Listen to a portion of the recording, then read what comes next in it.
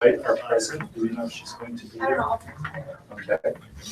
And various members of the commission. I think there might be a couple not here. Is that right? Yes. Maybe they'll come in a few minutes. We hope. Okay, we've asked Scout Reagan Lindahl to lead us in the pledge, after which Drew Armstrong is graciously going to offer opening remarks. And Councilmember Boyd is here.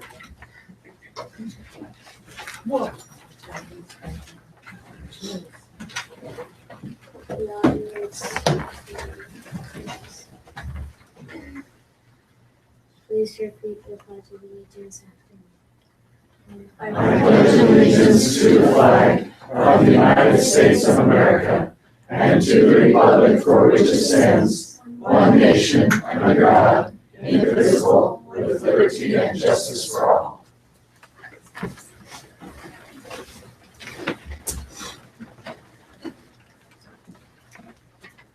Our kind and gracious Heavenly Father, thank you for the opportunity that we have to meet here as concerned citizens and staff and elected members of our leadership. Thank you for the opportunity that we have to work together to create the community that we all will enjoy living in. Help us that we might be guided in our efforts to do so. Thank you for all that Thou hast blessed us with, our opportunity to live in this country, the freedoms that we enjoy, and the opportunity that we have to live here in Pleasant Grove. Please bless us that we'll do a good job remembering those who we live around and among as neighbors and friends. And as we consider the business of the city, that we might keep those friends and neighbors in mind. We say these things in the name of thy Son, Jesus Christ. Amen. Thank you. Are there any modifications to tonight's agenda? No. Scott, okay. All right. Council, any changes? All right, I'll entertain a motion on the agenda. Mayor, I make a motion to approve tonight's agenda. Second. All right, we have a motion and a second. All in favor? Aye. Any opposed? Motion carries. Okay, item number 5 is a consent item to consider approval for payment request number 1 for Columbia Construction Company for the 2014-15 sanitary sewer improvement project. And any questions or discussion? I guess Marty's not here. I was curious how the project's going, but maybe Scott Barrington, you could speak to that. I assume it's going well. Yeah, this is the pipe bursting project that we had, I believe, is pretty close to done or wrapped up at this point. So we're approving final payment. So this is partial payment estimate number 1. Is this the entire thing? Well, we had 2 of them, and I think we got them down in the wrong order. Okay. So we were bringing this one back to make sure it's approved. Is this the one that was on 100 West? And this was the large chunk of it. One of those. Okay. All right, I'll entertain a motion. I'll make the motion that we approve the consent item as stated. I'll second Okay, we have a motion and a second. All in favor? Aye. Any opposed? Motion carries. All right. First item for discussion is review and discuss accessory apartments. Who's going to lead on this discussion? Ken, are you leading? Fix his tie.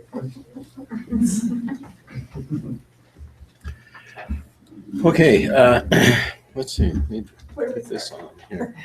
Yeah, haven't we started already on this? 1977. Yeah, really. I'm not joking. Okay, let's see. Is that on yet? There we go. All right. Okay, so I won't go back to 1977, but what we're doing here tonight is to review the more recent discussion that City Council had in determining certain issues that it was your request to have the Planning Commission review and then come back with their recommendations. And so over the summer, the Planning Commission has met several times to discuss these issues and has come up with their response to that. And you do have a paper copy of those responses placed before you tonight. We're going to review those. I'm going to have Royce, our city planner, review those with us. And then hopefully if we get through that in a good amount of time, then we're going to move on to our proposal for an ordinance. Now, that was given to you in your staff report. However, it did not include the most recent recommendations of the Planning Commission. So we will be distributing that to you tonight for discussion after we do a review of the report on the issues. So that's where we'll go, and I'll turn the time over right now to Royce.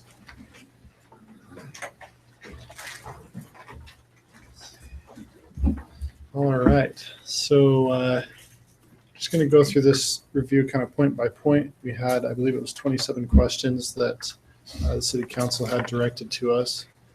So I guess before I get into that, the fire department, we emailed the fire department and the police department to ask specifically what their issues were with accessory apartments. We had some questions about fees and how that should be assessed, if it should be assessed. So the fire department has done some research on this and collected not necessarily numerical data, but they've given us empirical evidence of, or not evidence, I guess, but empirical information about how they feel accessory apartments should be dealt with from their standpoint. So their biggest issues is that they want them to be clearly addressed. They want to make sure that they have building code followed for the egress and stair tread. They've just had some injuries that have resulted from stairs being too small, too big, or whatever. And then smoke and carbon monoxide alarm should be included as a residential code requires. Firefighters suffer injuries from working in accessory apartments. He says that's very consistent. That's been expressed that they deal with them on a daily basis, and that very frequently injuries result. Royce? Yes. You need to fix your mic so that Yeah, let's hold it up. Just hold it up. I need a You lapel are too mic. tall. Council. All right. So, and then fires in accessory apartments also tend to result in more injury and loss of life. Also kind of related to the previous things, which if they don't have smoke detectors, we don't have early detection, or if they don't have a way to get out, proper egress, then people get trapped, so on. So in our research, we did discover that there is a new state code that regulates how we can, it restricts us from over-regulating the egress in the sense that we can't require previously existing situations that were approved legally to change their egress to match current code standards. So we are limited in that regard, but we do have pretty free reign in other situations. So new situations or existing situations that were not legally approved. All right, so the first point was about changing the character of a single-family neighborhood. And we did some research on this as staff, as well as discussed it with the Planning Commission. We determined that we need a clear purpose statement that talks about what an accessory apartment is, what they're comprised of. And we also determined that it's a pretty broad topic in general, because if we're talking about the character of a neighborhood, that could be different from one neighborhood to the next. So it's a bit of a challenge to say, we want to maintain neighborhood character. We felt that it was much more important to determine an accessory apartment as an accessory use to the house, and therefore similar to other accessory uses that we allow, such as businesses. It shouldn't be obvious. It shouldn't change the visual and operative character of the neighborhood. The next one was property values. So since we have some real estate professionals on the Planning Commission, there was some pretty extensive discussion on this. Their experience has been that the property values of the property where the accessory apartment is located tend to go up because they tend to be more desirable. The property values of surrounding properties, we don't have any data and haven't been able to find any data to support the property values go up or down. The only thing that we can assume is that if the property value of one property goes up as a result of having an accessory apartment, that is going to have a positive impact on the neighborhood. So of course there are always exceptions, but again, we don't have any quantifiable data that we're able to find on this. So a lot of it is based on perception. People are concerned about the difference in what an accessory apartment could bring to a neighborhood. And a lot of our discussion has also revolved around if accessory apartments are legalized in the city, will we see a significant increase? We don't feel like that would be the case, as there are already a very significant number of accessory apartments out there in the city. But again, we didn't really find anything definitive one way or the other on this. So increased utility service and usage. So if it's metered, people use it more, they pay more. And so we figured, if we're going to have more use on the system, then we're going to notice that there's more use, but we're also going to have more money from the increased use to pay for upgrades. We would recommend, and we'll discuss this as we get into the actual ordinance proposal, that we assess impact fees for new built accessory apartments. So if we have, not in existing homes, but we have a new home that's being built and they say I'm putting an accessory apartment in the basement, for example, the impact fee from that would cover anything that the accessory apartment would generate, is what we determined. Royce, did you have a Yeah. conversation about splitting utility? We did, yeah. And that's later, or? It is later. Well, we kind of got two sides to that a little bit. We did discuss the impacts of that. Our most recent discussion has been if we split utilities, it appears more like a duplex than an accessory apartment. But there has been some feeling before that in our previous discussions with the Planning Commission that they didn't really care too much if we allowed it or didn't allow it to be split. So I guess we'll get more into that as we get into the proposal. But just know that they're split on it. So would it change the zone? But change the zone? If you had two utilities to a residence, No, it it wouldn't. would not change the zone. No, it just appears to be a duplex. There's nothing in our code that relates to utilities being split or not split and zoning. So. Okay, so increased crime. So there's a perception that it's much less of an increase in crime than in high density developments, but in research similar to the property value things, there isn't a whole lot of evidence to support that. So increase in crime is going to be based on increase in the number of people. If you have more people in an area, there will be an increase in crime, but we might not. From the information that we found, it wouldn't be an increase in crime per capita. We would just see more people. There's a possibility for more crime. So basically, the last part there is kind of the most important thing to remember, that crime is not inherently tied to a specific type of housing. Just because somebody lives in an accessory apartment doesn't mean that they're statistically going to commit more crimes than if they live in a single family home. So, and a lot of these are, again, finding quantifiable evidence is just a challenge. There isn't research, or if there has been research, there hasn't been anything significant that's been recorded. Okay, so increase in emergency services. So this is going to be based on the number of units. So we're talking about the number of units versus the number of people in a house. And I know this has come up before. If we have a family of 10, and then we have an old lady who has a young couple living in her basement, she's got 3 people in her house, people across the street have 10. Is the accessory apartment having a greater impact?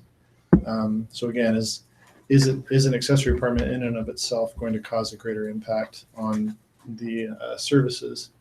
So, but in discussing this with the police department and with the fire department, with the fire department, they are concerned about them in the sense that there's safety issues, but not necessarily are they there or are they not there.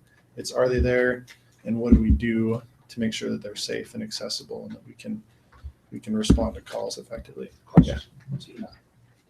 I remember last time I was mayor, we had a discussion on definition of family. Is that included? So it is in our, We have a definition. We do? You want It's to in our say that? general, zoning code definitions. And it's basically anybody related by blood or marriage, no number for three unrelated persons. So we have. Okay, let's see. So again, like it says at the bottom, I guess that's maybe where the question came from. Currently, the zoning code allows an unlimited number of people to live in one home as long as they're technically related according to our code, which is like Tina said, blood or marriage. So again, accessory apartments, we've been working on how we define that, and that'll come up in the ordinance, how we define family and the type of people that can live there and so on. But anyway, we'll discuss that. Okay, so increased demands on parks and recreation. This is similar to the last one. So we talked about potential fees per household to support impacts on the amenities. There was some split in the planning commission about whether we should or should not do that. And if we should, what is the frequency of a fee? So the code that we have doesn't address this, as we didn't feel like it was as much of an issue in order to require us to put something into the code.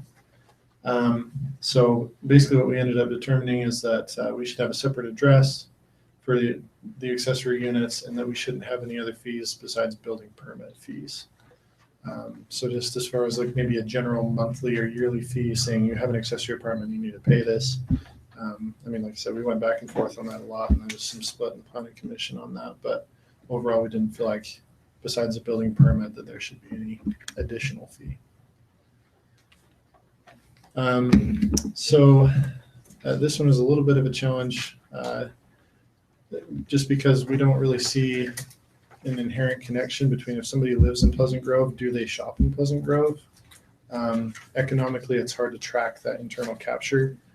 I mean, we can look at census tracts and say, spending versus the amount of amount of money businesses bring in a census tract or whatever. We could do that kind of study, but generally, we don't really see a benefit necessarily. There is a potential for this benefit that we have an increased population increase in spending that comes from that increase in population without having to build more infrastructure, more buildings and so on. But again, it's kind of one of these things that's hard to quantify because there hasn't really been any data presented on it. Increased road use is likely to be, I guess nothing should be minimal instead of nothing, or so small as to be insignificant. We have some parking requirements that we built into the ordinance. And so as far as regular users, for an accessory apartment, we would only allow 2 extra parking spaces that would be off-street parking spaces. So the goal with that is to anticipate roughly 2 more cars per accessory unit, which you don't see as a major traffic increase. Of course, worst case scenario, I guess, with that is that every single family home in the city gets an accessory apartment, and suddenly we have, roughly half again as many cars on the road. But the chances of that happening are also pretty low. So we can zone for worst case scenario, or we can kind of zone for what we feel like is realistic.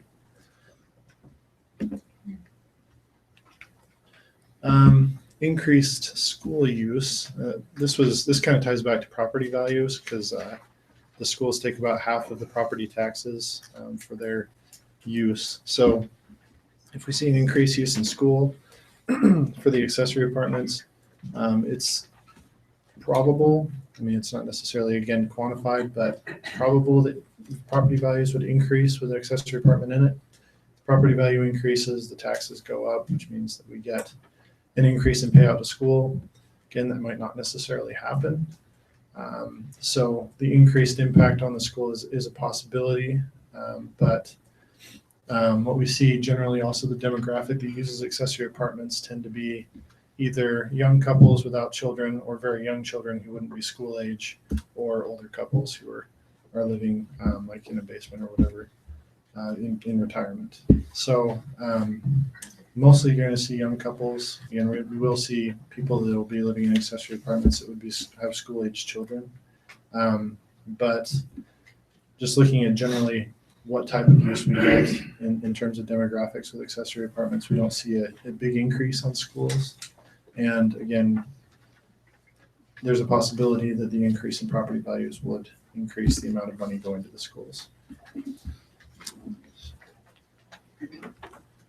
All right, so impact fees, kind of like we've discussed already, they should relate to system improvements. So for example, like if you have an existing building and they want to put an accessory building in the base or accessory apartment in the basement, we discussed, should they have an impact fee because they're adding a unit? And we determined that that wouldn't be needed. So just basically new construction would be paying the impact fees.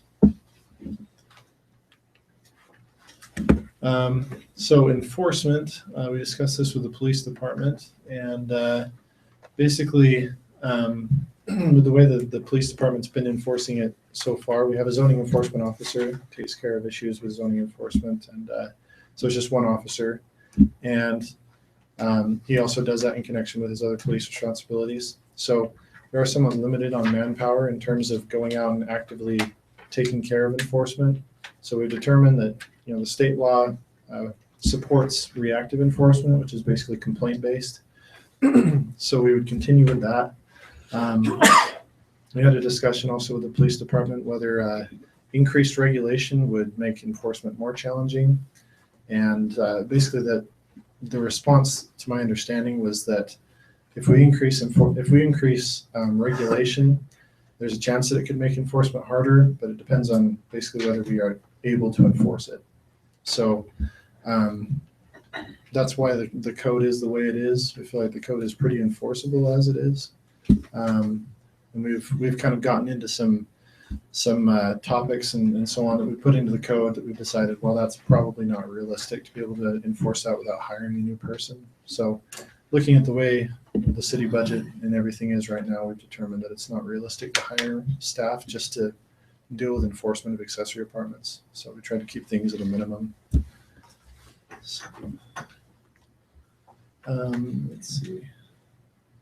Yeah, so the other thing here is that we determined initially, and this is suggested in the ordinance, initially if we pass accessory apartments and we decide to say, let's go ahead with it, we would have a grace period of 2 years that gives people with existing situations and new situations an opportunity to get into the city and say, here's what I'm doing, get me registered, make this legal. And after that grace period of 2 years, we would assess a fine and say, if a neighbor calls and they complain or whatever, if we find out about one as a complaint and somebody wants us to go deal with it, that a fine would be assessed at that point. And then, let's see. So once the fine's assessed, we basically would give them a time period to say you need to deal with whatever the issue is that you're out of compliance with. And once they deal with it, they're good. And if not, then there's a possibility for an increased fine or taking them to court or something similar to any other zoning enforcement measure we would take for any other infraction. So and this is what I guess just addressed. Basically, we don't have the fees to hire more people, so we feel like the cost of enforcement is really going to be related to how much we regulate. So if we put more regulations that require us to go out and do checks, we just don't have the money for hiring somebody new. So we're just trying to keep that to a minimum. The impact of too much regulation. Basically, currently we don't have any regulation on it. And so things are kind of chaotically regulated. So I guess self-regulated by the market or whatever. And we're seeing safety issues, which has been expressed by the fire department. And we're also seeing complaints from neighbors about things not being kept up and so on and so forth. So we see a benefit in putting some regulation in, but again, if we overregulate it, we can't afford to enforce that. Okay, so this is the state law that talks about changes to dwellings and egress. So basically, if it's legal non-conforming, which means that it was legal when it was established, then we can't go back and say, oh, you have to change and meet the code. But if it's an existing situation that's not legally established, or if it's a new situation, then we can require them to, well, let's say it's an older house, and this is usually the issue. If it's an older house, they don't have proper egress in the basement, they say, I want to put a basement apartment down there, then we can work with them to get that taken care of. But again, if it's legally established, we can't do much about it. And then life safety, this is just goes back to basically making sure that we have proper access, these things are visible. So for example, like making sure addresses are clearly visible, clearly marked, and that Accessory apartment or with the main home? with both. So Yeah. how would you identify the accessory apartment? So what happens around back, maybe behind a fence on the side of the home? So how would you make sure that the address is properly marked on an accessory apartment? But what we've suggested in the ordinance is that we have on the front of the street side of the building, I guess whatever that ends up being, whether it's a side or a front, that they have an address that's clearly marked. So for example, let's say it's 30 West, you'd have 30A and 30B, and that would basically tell the fire department, the police department that there's an accessory apartment here. And so we need to look for a separate entrance. So it would be like a painting on the curb or something? Yeah, well, we've suggested actually be on the home itself. So sometimes, people don't put addresses really anywhere. But if you want to have an accessory apartment, at least under the code we've suggested, you just need to make it clear because it is a life safety issue. We don't want to have the fire department not be able to find it and have somebody hurt or die.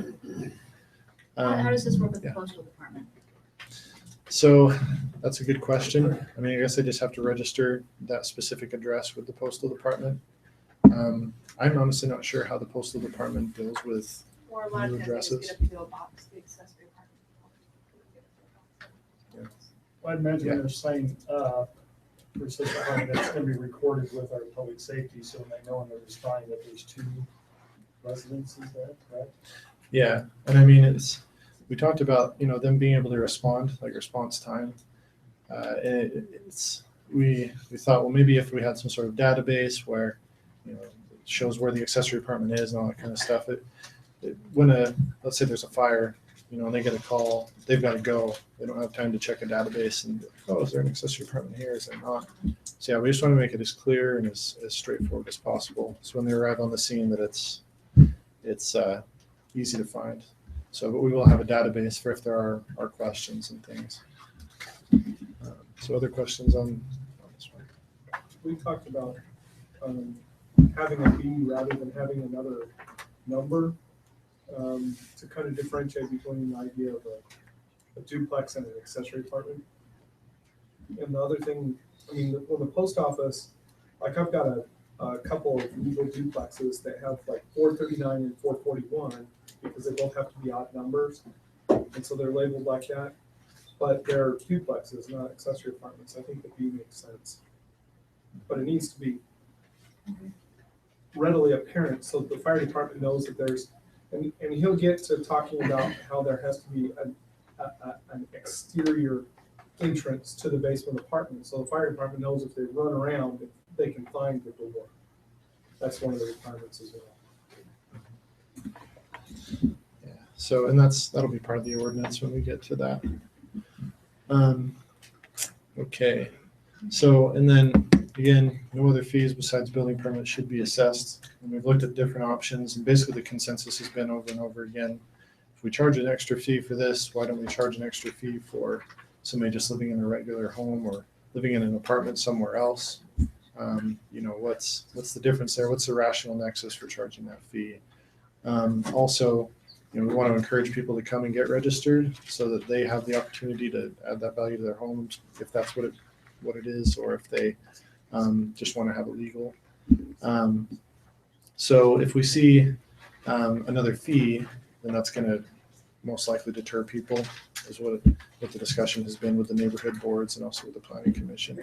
So keeping it at a building permit is what we decided to do with the code. I think, there we go. We also discussed about more than one apartment and decided that one apartment per property is sufficient.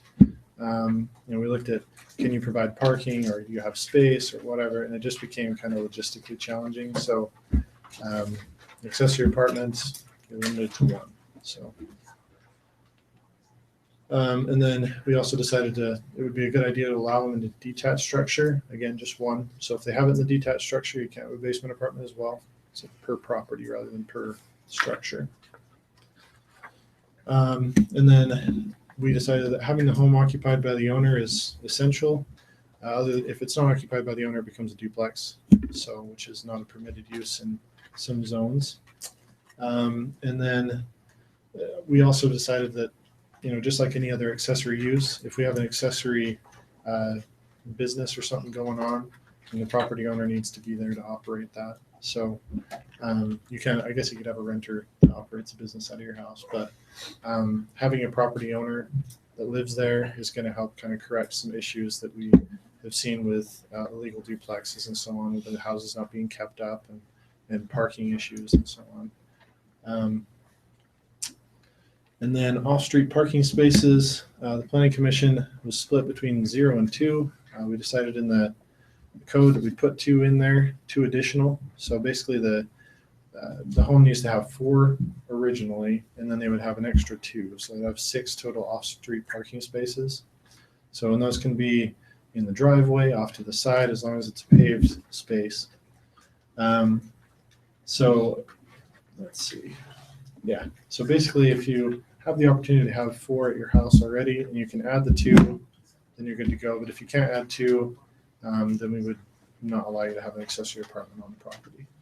So whether that means paving a new space or whatever it would be, you just need to make sure that there's a total of 6, because we've determined that off-street parking seems to be one of the major issues that keeps coming up in this discussion.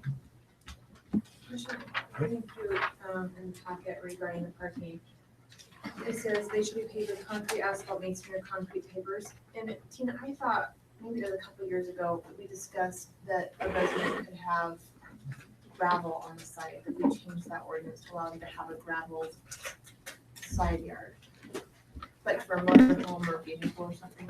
I remember discussing that. I would have to go back and look and see the exact one. Yeah, it was, we had I can't remember what the issue was surrounding us, but it seems like, I want to say that we changed the ordinance to allow for a gravel side yard for Like an RV or an RV pad or something. I don't think this would be the same. We wouldn't want to let them have gravel for an accessory apartment that was being used for a regular in and out day trips, you know what I mean? Otherwise, why require pavement if you're gonna run, anywhere, just let everybody have a gravel driveway and gravel parking. So I'd have to double check the ordinance to see if we amended it for trailers and RV storage, but I'm sure we didn't allow it for every parking. And then so is there, so as long as it's off the street and meets the requirements, there's really not a maximum for parking. I mean, if they can fit all the cars. Yeah, I mean, our code doesn't say you can only park so many vehicles on your property. We require them to be running and registered if you're going to store them outside. But other than that, if they want to have multiple cars back there, they can.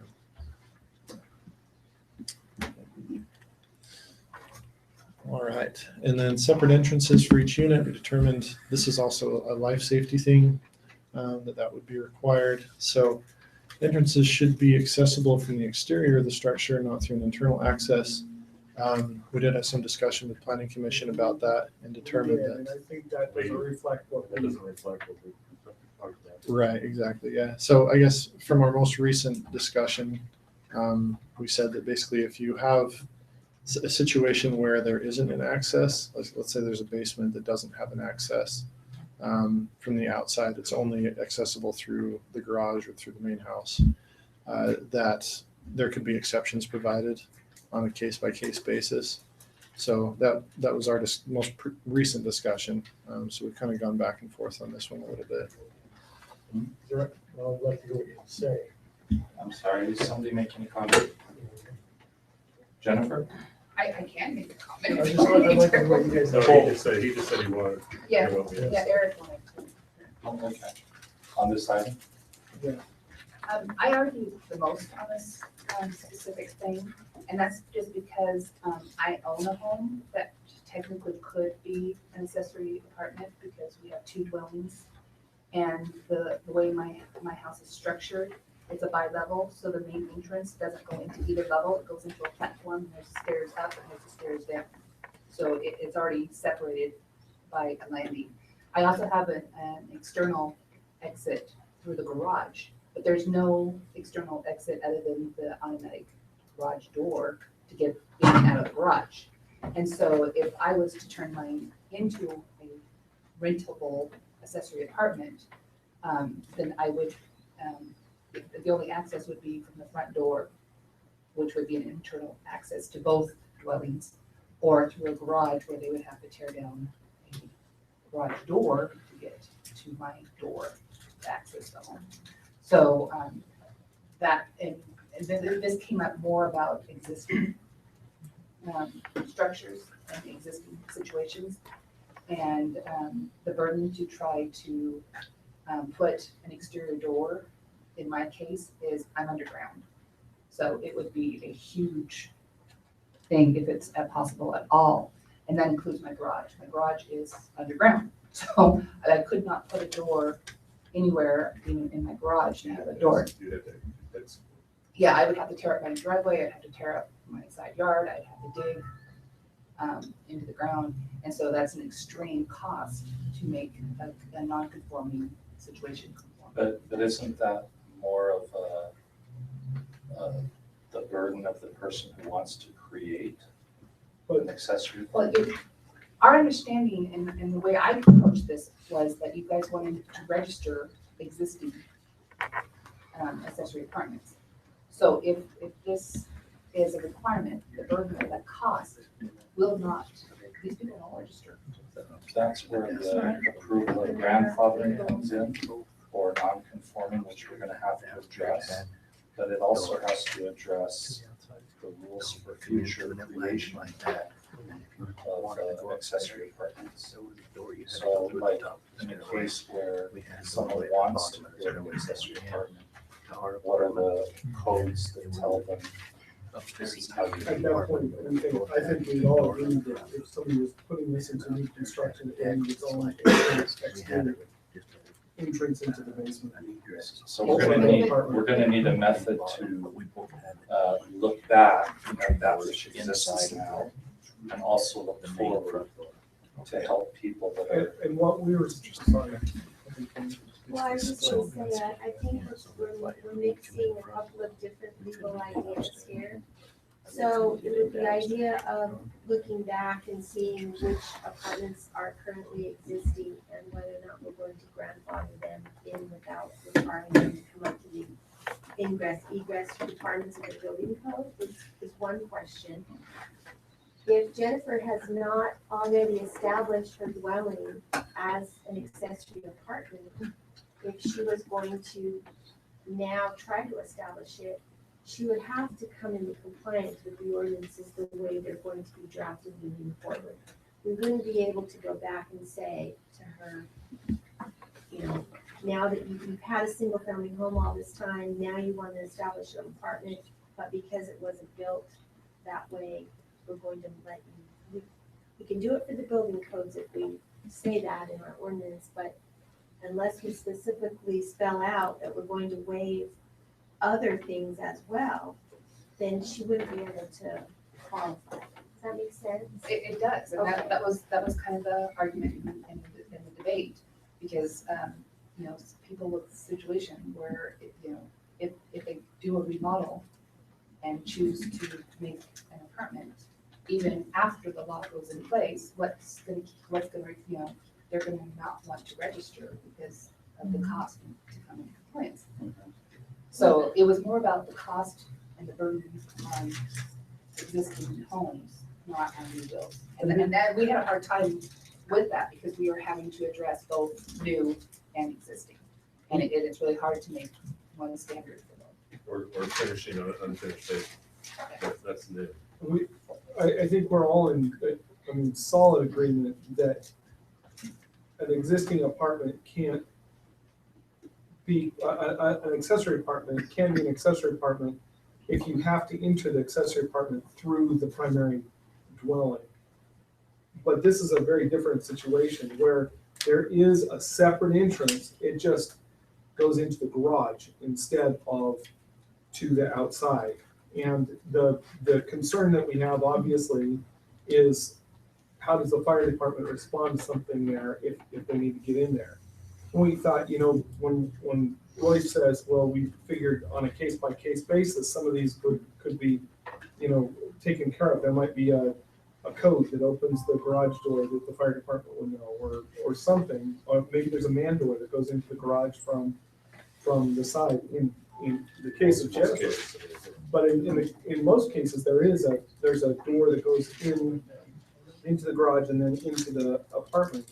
In Jennifer's case, that's not the situation, you know, that's a different situation. There could be other workarounds for that too. I mean, they may not fit into this code, but might apply with like a conditional use where Yeah. since it's split level, maybe you have that be sort of a common area to the main door, but then create two additional doors, one at the top of the stairs and one at the bottom.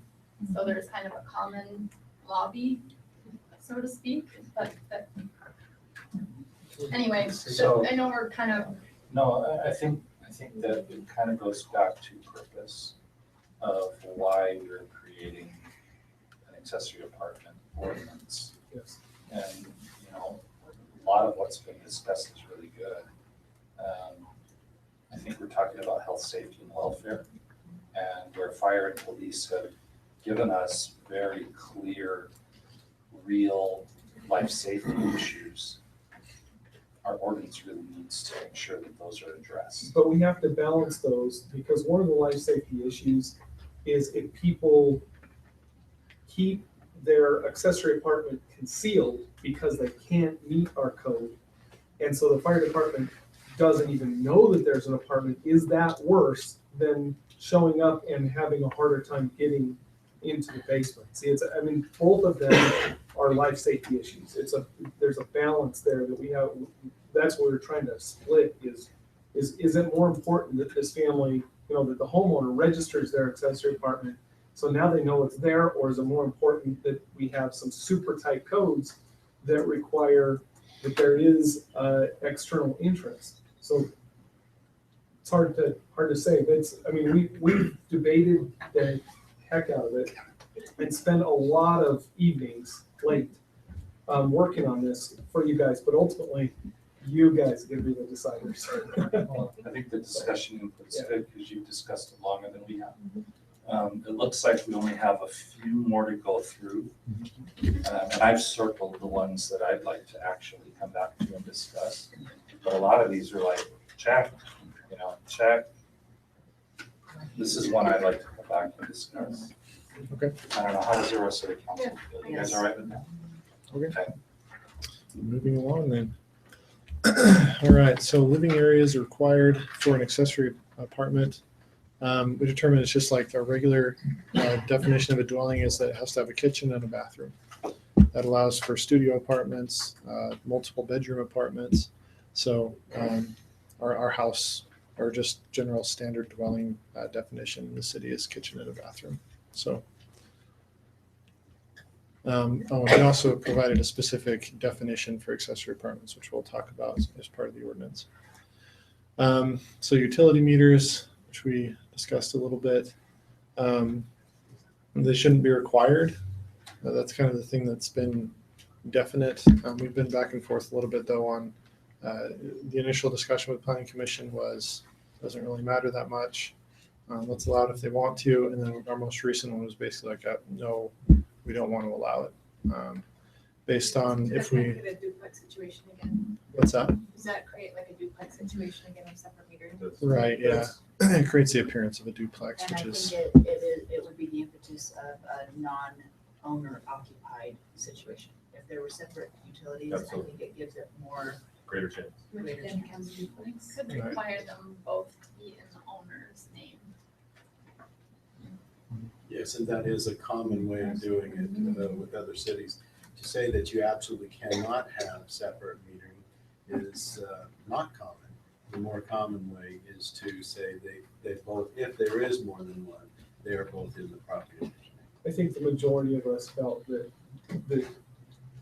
because it's an accessory use, and this is not creating a duplex or, you know, I mean, that's not the main reason for it. I think most of us agreed that they should just have a single meter. Most of the time, when, even with, you know, apartment buildings and, you know, duplexes and fourplexes usually only have one water and one, you know, the city utilities are only one. Yeah, we have that with the HOAs. And you do have here, it should be at the property owner's discretion for additional. Yeah, I think utility. that That was some the of- first discussion. The more recent discussion is no discretion, you only get one. Yeah, there are a few changes to this that aren't reflective of our last meeting. This isn't quite as updated as what. Can I make one more comment about this, and it's just for information purposes? Because I work in City Hall, I'm often acquainted with the collection issues on utilities. And we currently require any renter to have the utilities remain in the property owner's name. Because it's too hard for us to track down a separate person. They move in and out very quickly. And so to force them to have 2 meters or whatever, we need to kind of take into consideration the billing and collection. So there's no aspect of that recourse too. if- So the bill If it's goes a- to the address, but it is in the owner's name. So, And the sorry, owner has to sign a paper saying that they're going to be responsible for that bill regardless. And so it's So the they're in owner's first position. responsibility to collect it from the renter if they don't pay or they leave it. Somebody else have a yeah, comment? I did. So I haven't looked at the code recently, but I know that for the hose, the code actually says that each unit should have their own individual meter, Mhm. but the majority of the condominiums are all on 1 meter. And so you have 12 units sharing 1 meter, and it makes it difficult for the association to determine everybody, I pay more than somebody else because I'm one person in a unit, but there's 5 in another unit, but we all pay equal amounts because it's on 1 meter. So, you know, and also for the owner to split them out and have 2 separate meters, it's gonna be more costly because you have to pay, those meters are expensive. And then each meter has to hit that, you pay the storm drain on each, so it's actually more expensive, but if the owner would like, it just breaks that water bill down separately. It makes it easy for them to charge the renter. So are you saying the current code allows for individual meters? I haven't looked at it recently, but for multifamily, not for accessory apartments. Right. So, Right. so that would be another discussion we would need to look at. But the Right, but I would just concept say, of, yeah, the the idea concept of is that. 1 meter, et cetera, does exist right now with some of our HOAs. I'm sorry, I passed. Pardon me? Jennifer? Yes. I passed you up, you had your hand raised. Sorry. Corey? Yeah, just going back to kind of the egress, when Royce initially asked for comments, some of this was for me, and so kind of give you a couple hypothetical situations on where this would be critical is, say in Jennifer's situation where there is an entrance that goes in through the garage. Hypothetically, if say the car in the garage catches fire, now that entrance is blocked. Or in a split level apartment, you know, we look at, sometimes maybe the renter may not have a relationship with, you know, the person that's living there, and they may not know the issues, and so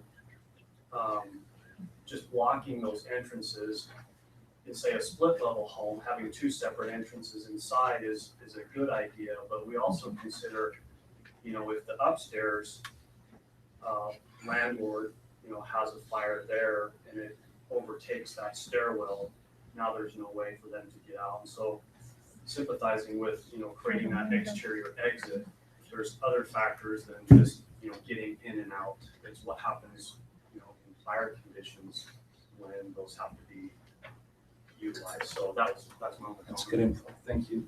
Did somebody else have a? So, going back to the meters though also, that's another way that the city communicates with its residents. So even, I agree, they should be both in the owner's name, but again, that gives an additional copy of any correspondence from the city to the resident that the owner can share with their renter. Okay.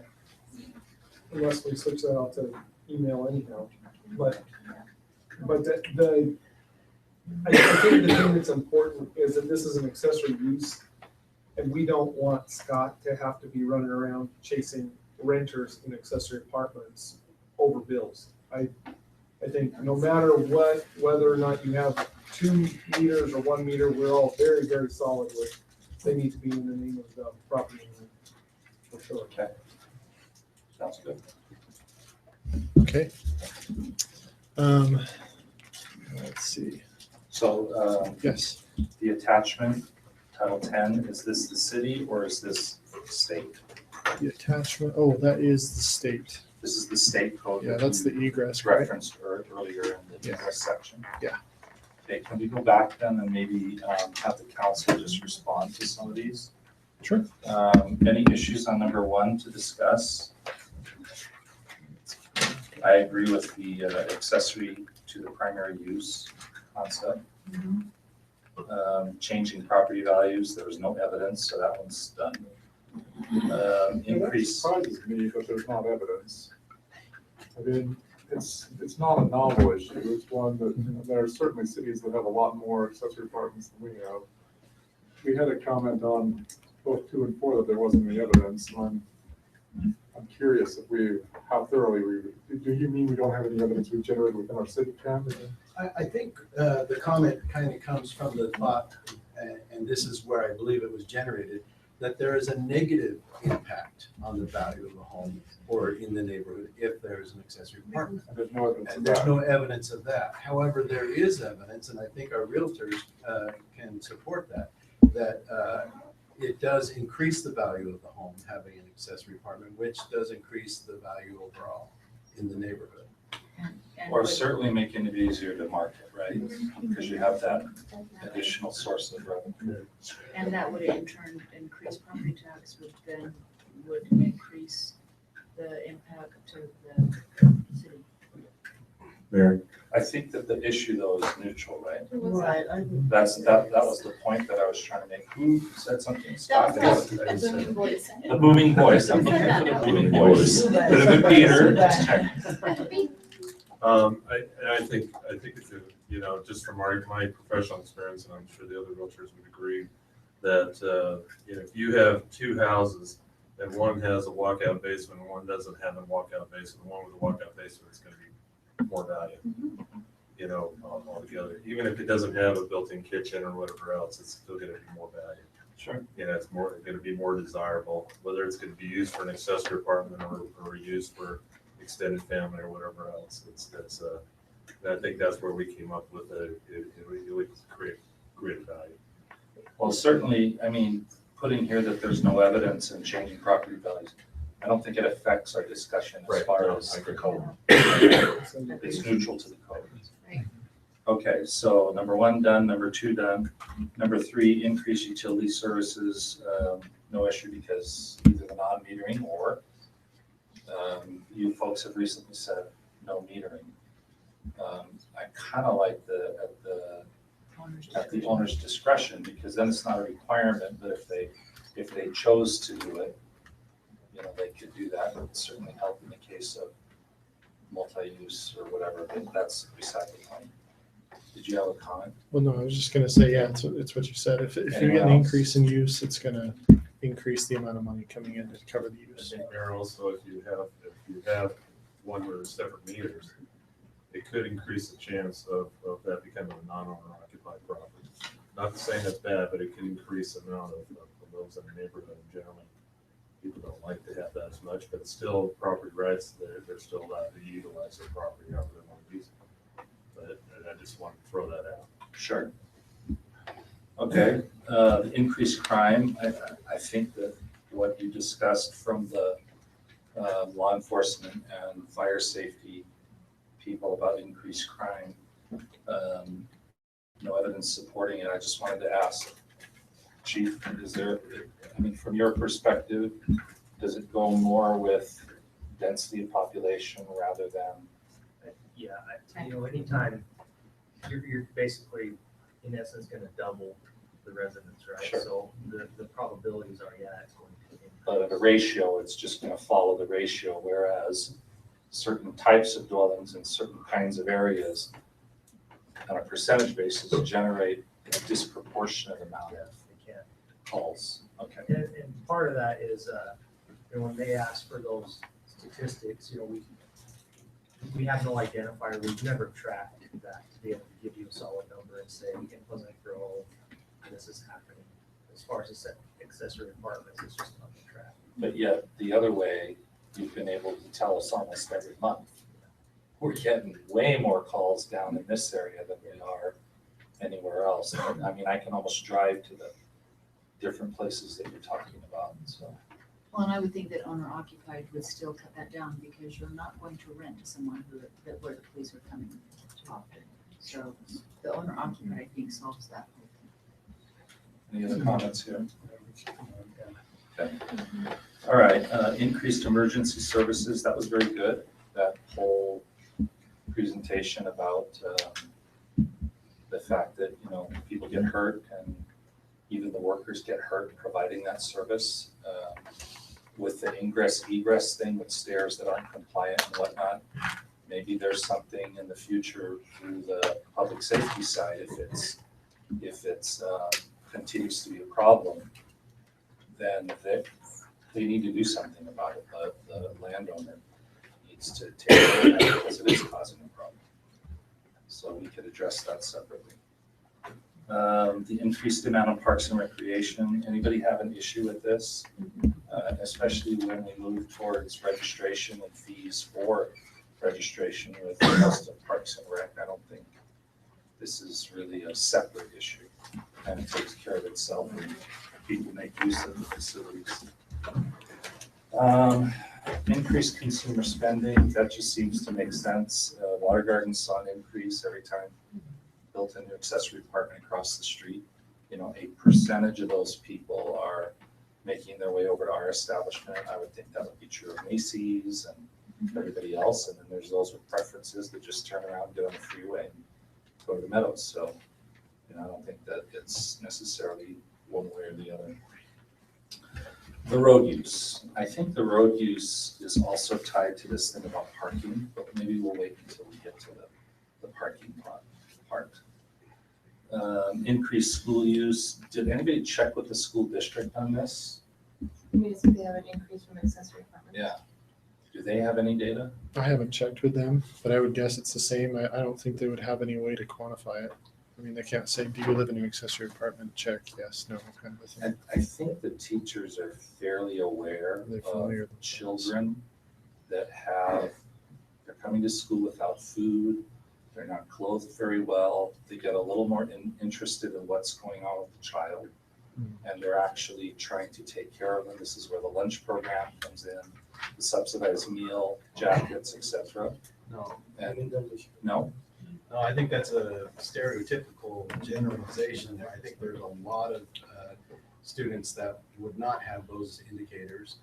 And the fact that some teachers may know what kind of living situation their students are in, it is not recorded or quantified. We did have a discussion a few years back with someone at the school district.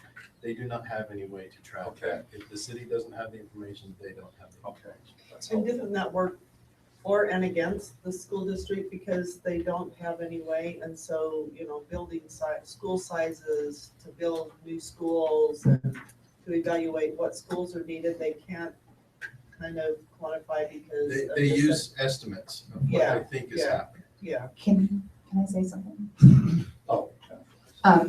One, I don't think the city should really be dictating what the school districts and the schools need to do. They're a whole entity on their own. And so what we do as a city is gonna impact them regardless. As far as the pay, how it impacts the school is assessed per student, not by living conditions. So they go off of the number of the previous October. So that's right now, currently how Alpine School District does it, is they take the number that was registered at the individual school in October, and that's what they're paid in the previous year until the next October where they're reassessed. So it's a per pupil. So if there's more kids in the neighborhood, the school gets more money for those children. So it is worked out financially through their system. And I think one thing to remember is, I mean, if we look at this essentially as if we're dealing with a rezoning, we're changing, officially, we're changing densities, but in a lot of these situations, I mean, one of the reasons that we're looking at this is because this is already occurring. And so there may be some more that happen because of it. How is it any different than going and taking something that is zoned for one density and switching it to another, which we're doing all the time, or putting flag lots in or something else like that? It's about the same kind of an issue. So for us, this is not an issue, the increased school. I think basically if the property values will go up because of the accessory apartment and the property taxes will increase and we'll cover for Impact fees, number 10. What are you looking at as far as impact fees? Let's see back down. There we go. So impact fees would just be a generic, like an impact fee that you would pay for building a single family home that covers your sewer, your water. So a well, person not sewer. comes in, applies for a building permit to create an accessory apartment. It would be for new construction of a home. Is what Only we new determine. construction, not Right. for, Not for a new accessory apartment, because those existing buildings are already hooked into the water mains, are already hooked into okay. everything that All they're right, accessing. then that's not an But if issue. you are doing more than $50,000 worth of improvement onto your home, you're going to have to get a building permit. Correct.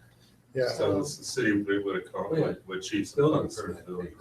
And there's also other sidewalk things that have to be taken care of at that time.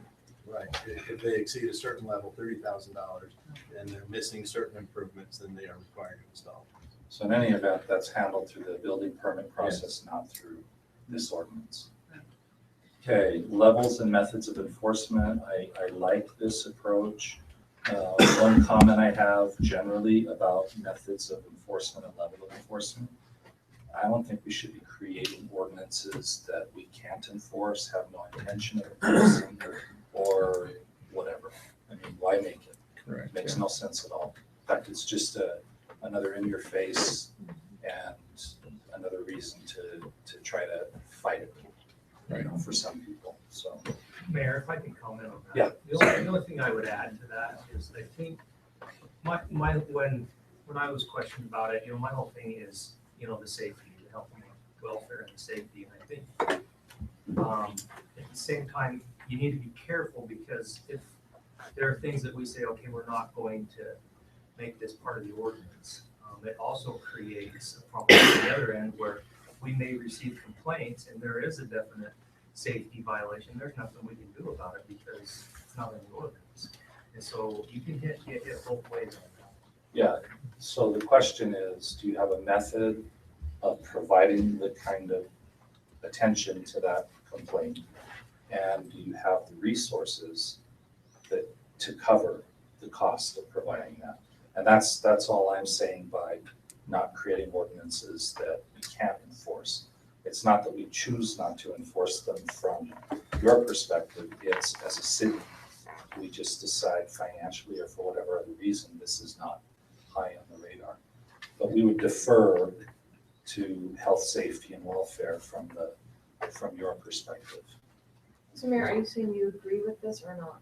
I'm saying that it says, the way it was written, we would do reactive enforcement, so it'd be complaint-based. It looked to me like they did not have to have additional staff because it was complaint-based, but there would be a fine after some grace period if they didn't come in and register. So yeah, I think in essence, I'm agreeing with it, provided it does not create a new financial burden on the people providing the service. If it starts to provide a burden, like he has to have 2 people to take care of this, then we need to rethink the assessment. And what amount was the fine? I couldn't. We haven't determined the fine yet. Yeah, we had And- some and is that- suggestions. Oh, Sorry, all right. is that fine, okay, so would that be 2 years to comply with code? Or is that 2 years to This one says fine for failing to register. fail? So to when you register? come into, here's how I picture it working, correct me if I'm wrong, but we have an ordinance that says you have to come and register. Well, as part of the registering, there are going to be questions about whether or not you comply with any restrictions that we choose to impose. So you've got a 2-year period to get yourself in here to say, hey, I've got an accessory apartment and I want to register it, and here's how it meets the ordinance. If after that period of time, you We have a get a complaint, complaint. and we come and look, and you haven't registered, then you're gonna get that fine in addition to whatever else. Bringing it up to code. So before you go, Richard, I was gonna ask Eric if he could tell us a little bit about the results in Orem, because you just faced this particular part of the issue, is that right? Were you there, Kim? I was there in the off time. When you were not working? When No one they was didn't have- when they weren't no on one- When they were not accessory permitted. apartment. Oh, So they went through this process in 2002, and they opened it up for, I think it was a little over a year. But on the backside, they had an impact of sewer and water impact fees of almost $2,000 that they're ready to assess people, right? And so over that 2-year period, almost, they only had 200 people coming. But we know Orem has more than 200 accessory buildings. So people stayed in the shadows because of those certain fees. Because it was 2000. So as long as we don't sting them with that kind of stuff, then we should be okay. Well, Yeah, sorry. We talked pretty extensively about this too, that, we talked about doing like a checklist, addressing those health and safety issues. And make it part of the application, to, do you have this, do you have this, do you have this, do you have this, as we go through that. And then to have them to certify that they do. And in some cases, maybe submit photos that you can file this whole application, including photos electronically. And you submit it to the city.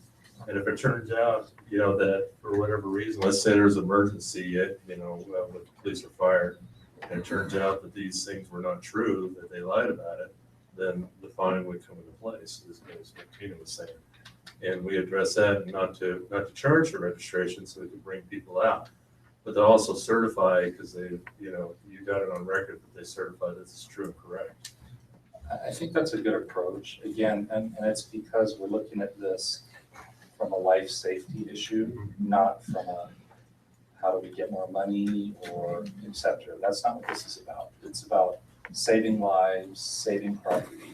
and one of the things that we said is, okay, and we did talk about a fine and how much it would be, and we figured it actually needed to be relatively healthy in order to be motivating for them to get it done before the 2-year period was up. So we put it out in the newsletters, just a little blurb, if you've got an accessory apartment, we have a new accessory apartment ordinance, this is where you can look it up.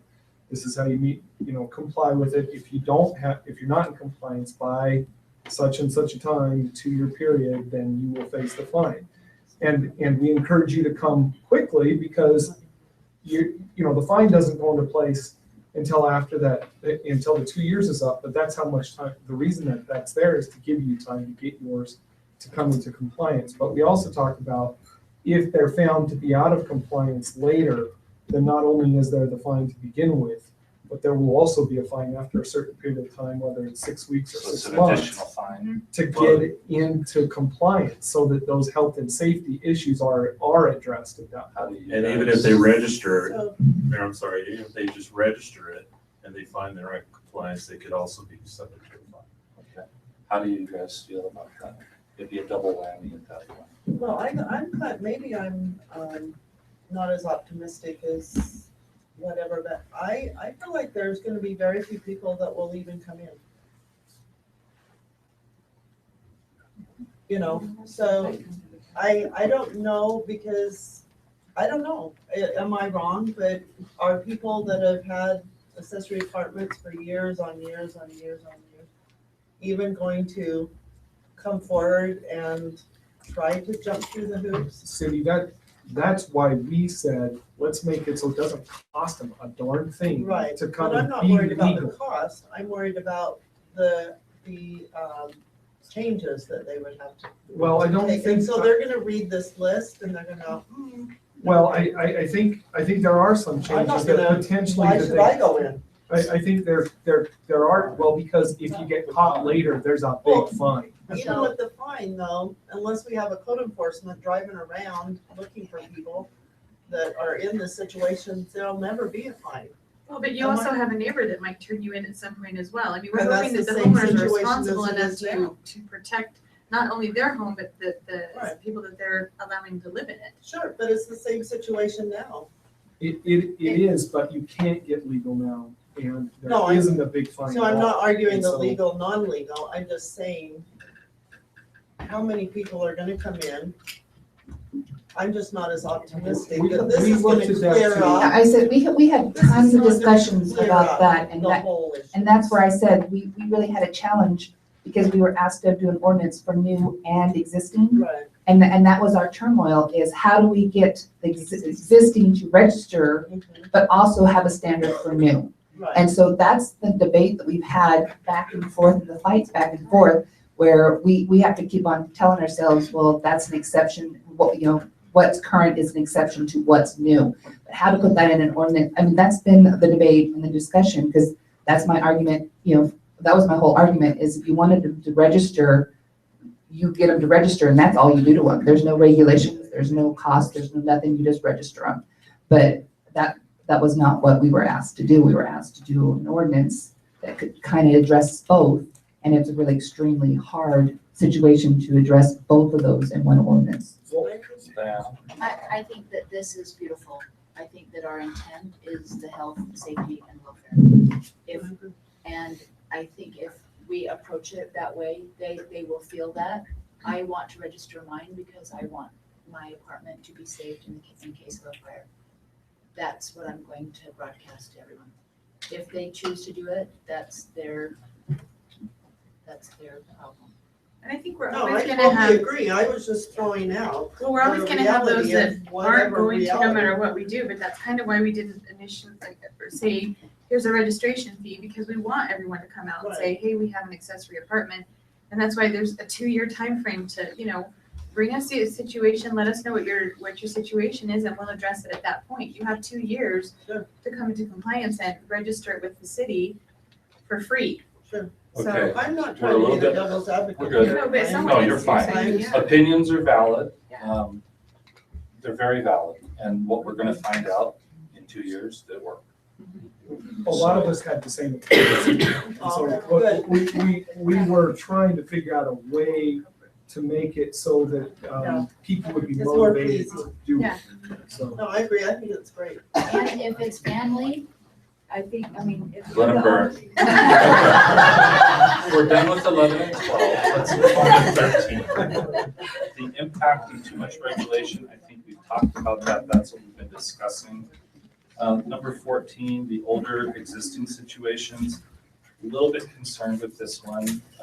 Tina, you warned us before that there were like several different time periods where they were allowed and they had certain regulations that they weren't allowed, but yet they were created.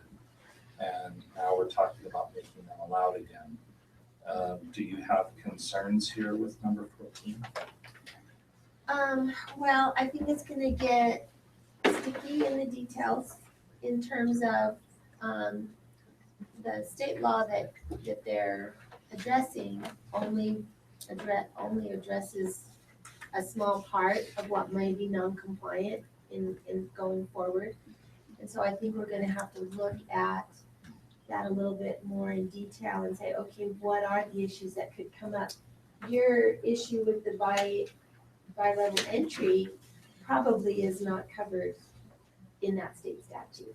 So what are we going to do about that? Are we going to treat it as something that is going to be now conforming because it was that way and it was legal to build a house that way when it was built? Or are we going to say, no, we want to have that external entrance and exit? And if your house can't meet that, then you don't have a legal accessory apartment unless you spend the money to create the extra entrance. So we can't you have to decide, are you just gonna open the floodgates and let anybody who comes in and register have an accessory apartment? It doesn't matter if it's safe, it doesn't matter if it's in good condition, or are you going to, we obviously don't wanna over-regulate it, or are you gonna try to take some sort of middle of the road approach? And that's I gonna be. think it comes right back to the intent, health, safety, welfare, which we've defined fairly clearly as far as where the concerns are. So it kind of makes the focus easier. Those things that have been determined to be either myths or superfluous to the ordinance, they're gone. So really it's more on this, some of these things we are not allowed to do because of grandfather. Right. But we will have to be sorted out on a case-by-case basis. There's a small section of apartments who, if they came in to register and we did what's called the zoning verification on them, we would find that they were legally established during the period of time when they were allowed in that zone. And to my knowledge, and Ken would have to double check me or Royce on this, I don't believe that they were ever regulated in terms of, meters and external addresses and all of that. So what I'm thinking is you're gonna have a small section who come in and say, look, I'm in this zone, between this period and this period, it was legal to have an accessory apartment. Here's my proof that I established this accessory apartment during that period of time. Here's my proof that I've never abandoned that use. It's been used as an accessory period all of this time. Voila, your grandfather, your apartment is legal, you're registered. Then you're gonna have people who come in and say, I've had an accessory apartment, but it was never legal to have it in my zone. And you're going to have to say at that point, okay, you're not grandfathered, voila, without any regulations, but you may be grandfathered under whatever we decide with this new ordinance about how we're going to regulate and what we're going to accept as okay on the existing ones versus the regulations we're going to enact on anybody that wants to establish a brand new accessory. Does that make sense? Yes. Yes. With the state statute, if you guys look on here, what it says on 2A, it says, it may not require physical changes in a structure with a legal non-conforming rental dwelling use unless the change is for, and then it gives us the smoke detector, GFI, street address. Some windows can be required to be changed. These can be, these are requirements that a city can require even if it was a legal non-conforming use before. So handrails, occupancy separation doors as required by the, so a fire door in between the accessory apartment and the apartment. New stairwells, a different external door, that kind of thing on existing accessory apartments, I don't think we can address the same way, but this can be addressed for every accessory apartment that comes to the city. These are health, safety, and welfare issues. So again, unless anybody has an objection, if it falls in that health, safety, and welfare, and I haven't read it, but it sounds like that's what it does, I'm fine with it. I mean, the intent is in the right place.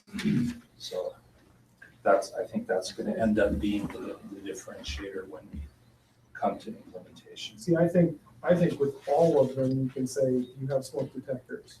And that's what we were talking about, is maybe the way you do that is you say, use your camera phone, take a picture of these things and send us in an email that has all the pictures of all, that you have all the stuff.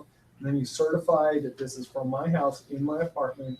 And then if you're found to be out of compliance because nobody was warned that there's a fire in your place, then you have some liability because of that. Hopefully not a death. Yeah. Okay. Requirements for life safety issues, we've discussed those, right? I think we're okay there. The permit, no other fees. Before we got into this, I think there was a discussion about a business Maybe should have license. discussed it, if you treat it as a business license, but I like the idea of nothing. We also don't have the manpower to maintain business licenses for accessory apartments. That did bring up a question though for me. I understand the philosophy of let's make the registration free, but somebody in the city is going to have to take that information and catalog it and keep it somewhere. And so I think we need to make the decision, are we capable of absorbing those extra man hours on our current budget without charging some nominal fee? Well, if Cindy's prediction is correct, then we have no problem absorbing it. And if she's not correct, she volunteers to help us. That would be your job. That'll be my new job. Your post-council Yeah. career. There was one of us that thought that there should be a nominal fee. Pardon Oh me? my goodness. There was one person who thought. Tina, do you have any, like a number in mind Oh, that we I'm just can saying like throw out? $20, like $25. not more than 25. Mainly, it's the constant discussion that has been milling through our entire community about pay for services. There really isn't an extra body sitting someplace to handle this first influx. Well, and we did talk about that at great length. I mean, we went back and forth for hours about it because we realized that there is, strain. I think a nominal fee that just covers the expenses, and then that can Just a be, one-time fee. the fee can stay the same, and the manpower issue can be dealt with as we see the ebb and flow of future. A $25 administrative fee. I think once we kind of know what level we're doing this, then we come back into what that fee's gonna be.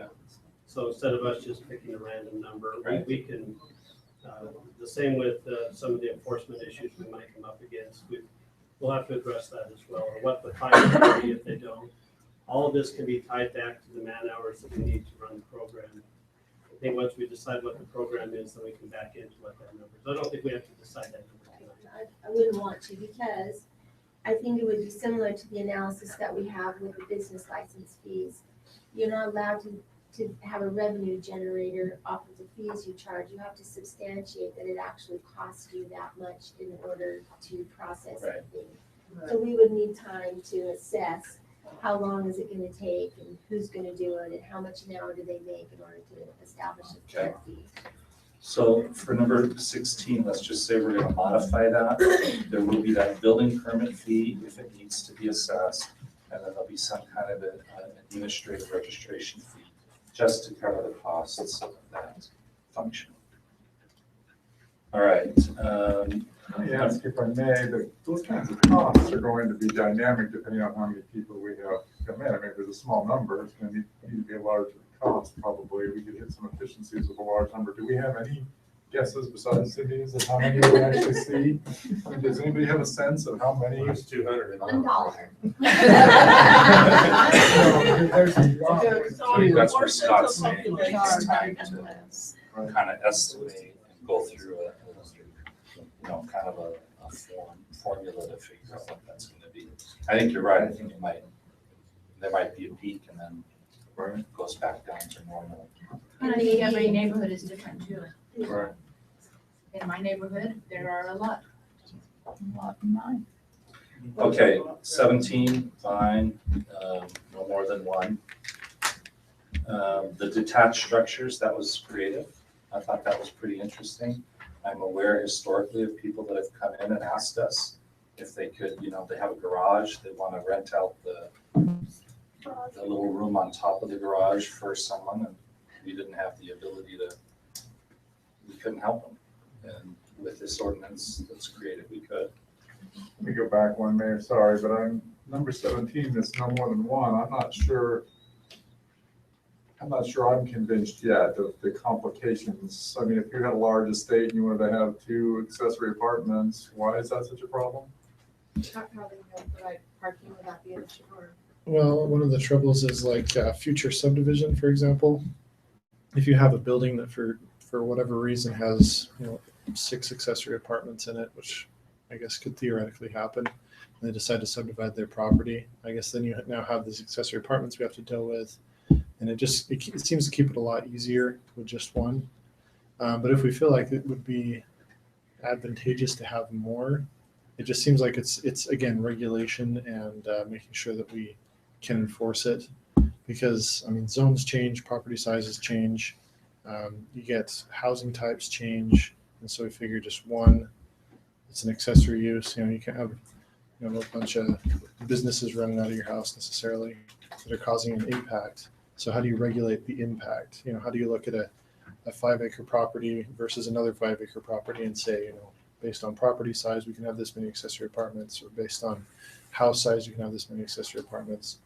It presented a challenge in trying to find some sort of metric by which we could say, if you have this, you can have this many accessory apartments, because there's so many variables between the different types of housing and property. We just Plus, figured we're the not code would keeping get with the integrity real of the complex in single-family this. residence. Well, yeah, in my neighborhood, more than one apartment, with that increased parking, it would devalue everybody's home. Are you looking to do one of those garages? Basically? I'm just saying that it seems arbitrary to me. I mean, I'm still not convinced. It feels like we could have a code that says you have to have X number of additional parking per accessory apartment you have. You need to have this many square feet per accessory apartment you want to have. But if you have the means to fit 2 or 3 into a big estate, you're free to do it. Like we do ancillary structure. I think Ken has Ken some and side. Peter. Well, I think the comment was made that there's a expectation of the spirit or the purpose of that zone, that neighborhood. We're calling it a single-family residential zone. Are we stretching it with adding an accessory apartment? Yes, but there's reason for that, and it happens all over the place. Is there expectation or reason for stretching that to creating a lodge or a hotel in a single-family residential neighborhood? I don't think so. I think we need to stick with the spirit and intent of the zone. So, yeah, just back to item number 1, purpose statement. Accessory use, accessory to the primary use. And doesn't the R1 mean single family? One means one family per lot. One means one family, so you'd have to start changing things to R2 if you were actually gonna allow. You could, but just having the ordinance in place within that zone, it works. No, it's a traditional. I'm just saying if. It's an accessory use to the main Accessory use. use to So you're I'm not, thinking that what Ben is suggesting is probably 50 years out. And I'm not saying that facetiously. I came from a place where entire neighborhoods over time they become no longer valuable as they are. They get leveled and they get rebuilt as tall, high-rise apartment buildings. And so as the economy changes, as the people change and their desires change, land use changes. But to start off with, yeah, we want to encourage that land use change when the majority of the people that live there moved into a single-family residential home. I think we're immediately starting off changing the spirit of why they bought their property. Peter had a comment. I'm sorry, Peter. Sorry, say the same thing. same thing.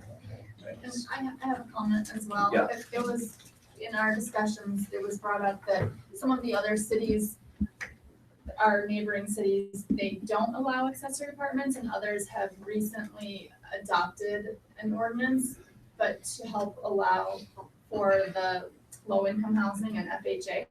And we have, that whole Grove district is full of multifamily, and so again, I agree, keeping in with the spirit and the intent of keeping it a single-family neighborhood, but if you increase that, we have so much down in the Grove area already. Pleasant Grove has its fair share We have our fair share of of affordable housing. affordable and high-density Yeah. housing. Yeah, what she's referring to is in Highland and in Linden, they have accessory apartments and actually spot zone duplexes. Because that is how that they meet their low income housing requirements that the federal government puts on the cities to have a certain percentage of available low-income housing in order to get Fannie Mae and Freddie Mac and FHA. I think we are far and away above. We have ours, it's not an Yeah. issue. for us. Yeah, of So, course. yeah, I don't think that Thank needs to be part of the intent. Okay, owner occupied, I love this. I think that's a very good way of saving a lot of health, safety, and welfare issues. The owner tends to take care of that property and make sure that whoever's in there is taking care of their property. Off-street parking. A little concerned about this one. Let me describe the situation. There's currently 5 people living in my home, and 4 of us drive. We each have cars. All 4 cars are off the road. The only time all 4 cars are not off the road is when somebody gets ignorant and parks improperly on the property, and then the other one can't get in. But it's not a massive, everybody can get their car out. And yet, in my same neighborhood, there's other people that have very large families. This is not for accessory apartment use. This is their own family, and there's maybe 7 cars. In our cul-de-sac behind us, they have to double and triple park their cars for the one family just to be able to get them all in and not encroach on the next person who also has, 4 or 5 cars. I just don't see a difference between a single family having that many vehicles that have to be parked on the street and a house that has non-related people in it. And maybe they have 2 cars on the street. It really kind of disgrates at me as far as the hypocrisy of the complaint itself. So I'd like some input from other people, from the council and from the planning. Well, you have our vote right there. 4 members favored no additional parking, 1 favored 1 additional parking, and 1 favored 2 additional parking. So I was one of the no parking people. And what does that mean? We do not require additional parking? Okay, I believe I was the 1 additional space guy. okay. And the reasoning behind that for me was that when you get back to the fundamental nature of a neighborhood, and you say this is R1, so there's a single family, we all understand that family sizes are going to ebb and flow. And you're going to have, if somebody lives in a house for 30 years, there's going to be times when there are 5 or 6 cars parked in the driveway, and there are going to be times when there's just mom and dad, or maybe even 1. When you do this, you're going to make it so that there's not that same kind of ebb and flow, because now you've got more use, or I think a more efficient utilization of the footage in the house. And so I think you're going to have overall an increase in parking in a neighborhood, and I don't think that it's fair to allow, to say, okay, we're increasing the description of what people can do in the neighborhood without also protecting the neighbors. But how do we enforce? Yeah. I think From a realistic. I think that comes back down to this is complaint-based enforcement. So if the neighbors come and they say, this is driving me crazy, then the zoning guy shows up and says, you said you had these extra spaces and you built flower boxes or a garden on top of them. No, you have, if you want an accessory apartment, you need to be able to provide a little bit of extra parking space. I was gonna say that too about the ebb and flow. And whatever you guys decide is fine, but I think you need to understand that when you're in a single family residential neighborhood, you are going to have times when you've got teenagers and you're gonna have more than enough cars. But at some point, it kind of goes like that, like he was saying. If you say you can have accessory apartments and you're not required to provide any additional parking whatsoever, number 1, you're telling that neighborhood you are always and forever going to have as many people parking on the street as you have accessory apartments in your neighborhood, which could be a problem. Number 2, we have that ordinance that requires you not to park on the street overnight from November till May. From March. March. Snowstorm. So you're basically telling these people they can't comply with the no overnight parking ordinance because you're not requiring them to have off-street parking. I had the same situation. I have 5 kids, teenagers, more than cars, and they didn't always park in the driveway, but there was the capability for them all to get in there during the winter. And so I think we would be doing ourselves a disservice if we said, you can have these additional units and you're not required to any additional parking, because what are they gonna do from November to March? And I agree with Drew and Tina. The two, when we talk about accessory apartments, feedback I received from citizens is 2 things: owner occupied and off-street parking. Those are the main things neighbors are concerned about, because they don't want cars lined up. And I know it's, so I see what you're saying, it's how is it different than the regular everyday situation with the teenagers or people living in your home?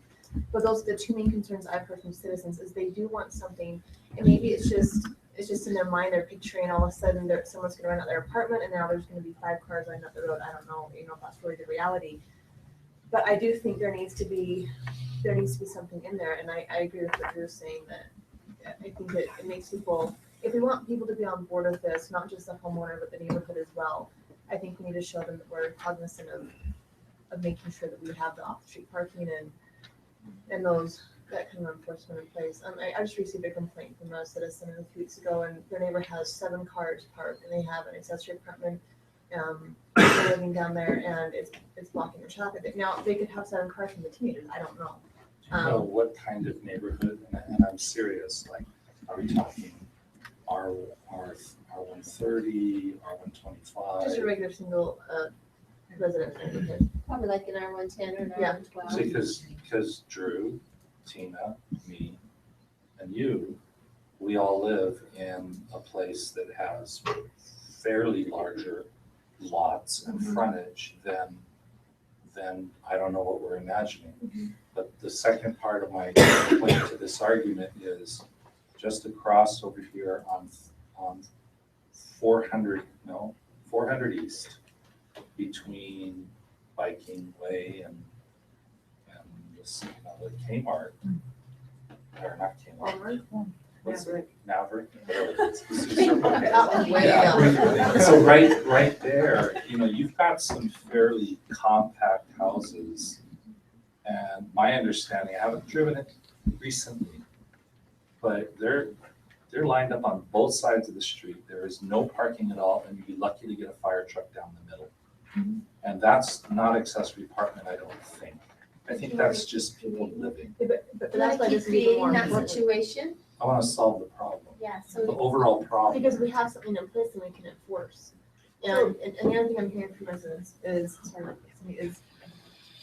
they want, I think they're in favor of the accessory apartment if they know there's gonna be some regulation in place for their protection as well as the neighbor. So, and like I said, really the only complaints I've heard are off the street parking and owner occupied. They don't want a duplex. They don't want 10 cars lined up. Those are only the main complaints that I've received as a councilor.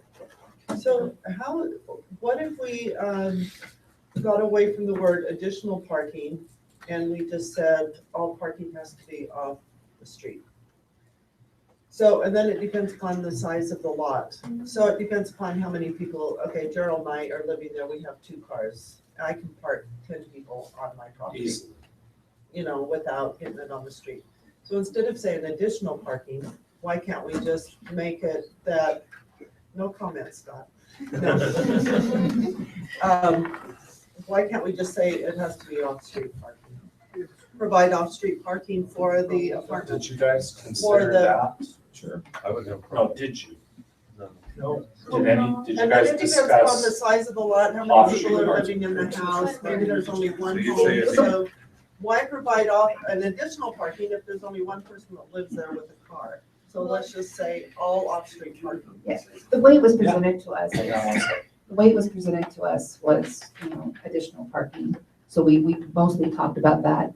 But we also talked about the enforcement of it as well, because my understanding, even though we have the ordinance for off-street parking during the snow season, we also have, a situation where we don't enforce that, and so the plows just plow down the center and now doesn't make the double swipe because we don't want to now enforce the off-road during the winter seasons. So do we want a regulation that it just looks good on paper and makes citizens think that we are going to enforce it, or do we want something that's actually So let's, that we're going to enforce? let's turn over here to Mike, Chief. So the subject is, just in case you were also double tasking here. Hey, let's make it light, right? So do you have the manpower if we were to say no off-street parking? We already have that for November through whatever. But for these accessory apartments, no off-street parking. Do we have the ability to enforce that? Probably not proactively, just the same as we're not doing a lot of the parking issues, whether it be trailers or other things. To say, no, we don't have the manpower to go out there and proactively take care of all these parking problems, but on a complaint basis, absolutely. I have a hard time saying we're not going to put something in an ordinance because we don't feel like we can enforce it. I think if it's something that makes sense for the city and is a quality of life issue, we find a way to enforce it. Well, we're gonna have to pay for it. Yeah. I think there needs to be some kind of measurement of the impact of adding additional family to the home. Now, of course, we're talking about ebb and flow in the main home, but you can have an ebb and flow in the accessory apartment as well. You can have a 3-bedroom or a 2-bedroom accessory apartment downstairs that only has one person in it. And then they leave and you have a 5-6 person family move into it. So to say, well, just provide enough parking, well, what is that? There needs to be a measurement somehow related to a dwelling unit. And we currently have that. We require of apartments and condominiums 2 parking stalls for that unit. Actually, in some cases, it's 2.5, when we get out into the grove, but a 2 is a minimum. We do require 2 parking stalls for single-family homes, as well as their driveway, which turns into 4. So that's where we come up with 4. But so we're adding some new families. So what if we now have a 6-person family living upstairs and a 5-person family living downstairs versus 10 years later, you have a 2-person family upstairs and a 1-person family downstairs? How do you measure what the need of off-street parking is? Just say provide for it? I don't think that's good enough. I think we need to have What if a it was measure. off-street?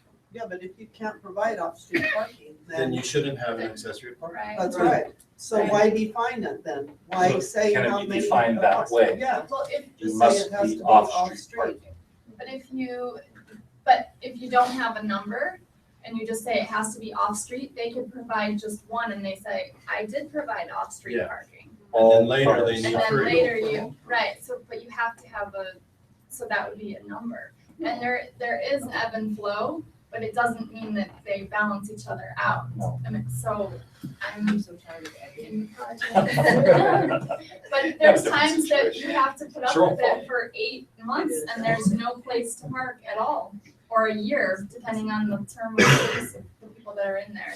And so as a commission and a council, we should be setting guidelines to account for the highest peak But or another close to it, not the. Another heartburn I have is we're putting these in our single-family residences. We're trying to make them fit so they don't look like, so it still looks like a single-family residence. And then we say, okay, you can have an accessory apartment, but now you gotta cement in your area 2 more parking stalls or whatever.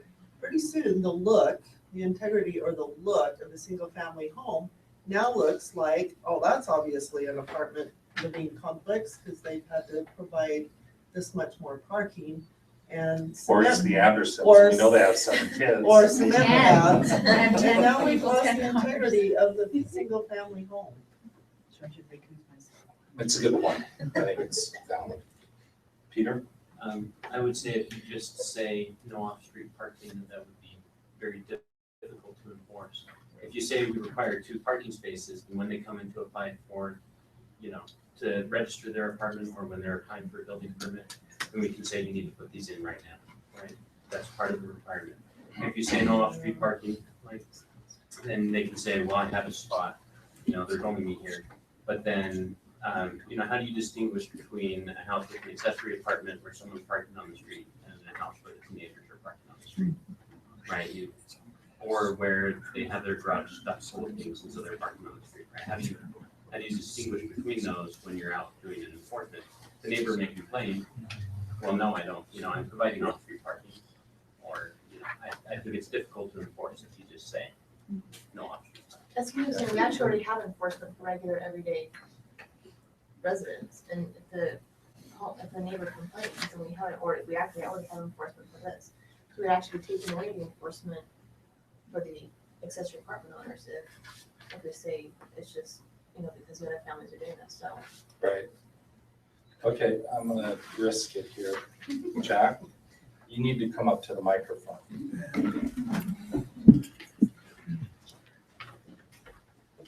I hope I can keep my thoughts straight on this, because I've We been do all too. over the place. Name and address. Jack Freeman, 450 East, 100 North. Cindy, when you said no on-street parking, where I come from, that's the rule. No one parks on the street. Oh, you have visitors come and go. That's normal. Come over to First North between 400 East and 800 East and see what the mess is. And that isn't even with accessory apartments. Oh yeah, we're full of accessory apartments, but what I'm saying is,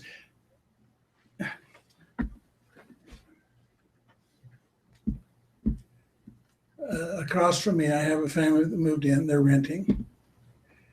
They have 2 vehicles, another third one now, and a great big trailer. And they have also another trailer. I, as a single home residence, no accessory apartment, I get really tired of coming out to work on my frontage or in my yards or whatever, and I can't park in front of my own place. I come home, I may go with my trailer to go get something, and I come back so I can work on my property, and I can't park. Are you saying that it's? And so my feeling, apartment? no, this accessory apartment thing exasperates the thing. But I have residents that they have as much property as I do, and they all park out on the street, and they park in front of my place. Okay. I didn't buy my frontage and everything for everybody else to have a free parking space. I paid for it so I could. When I pull out my motorhome or I pull out my vehicle and trailer, I want to be able to park there and do my thing without having to go ask people whose rig is this out here? Because they'll be Jack, parked there. Let me stop you here and say. It's not just for a couple hours. I'm sympathetic to your situation. We're trying to look at just the accessory apartment. Then I would say with accessory apartments, make it off-street parking. You've all been saying it in reverse. You've been talking about not providing. You've been saying off-street parking when you've been referring to on-street parking. At least that's what it sounded like to me. Maybe misleading you then. Yeah. I think most of the discussion has been how do we get the cars off the road? Right. And that's, if we're going to just talk about the accessory apartments, make it that they have to have off-street parking. Thank you. I don't care if they put it in the backyard or where. I have a neighbor that says, well, we just don't have any other place to park. They have more property than I do in back. And I don't park on the street and leave anything out there. If I have guests that come to visit with me, I don't let them park on the street several days and blocking everybody else. I have them pulled into my property.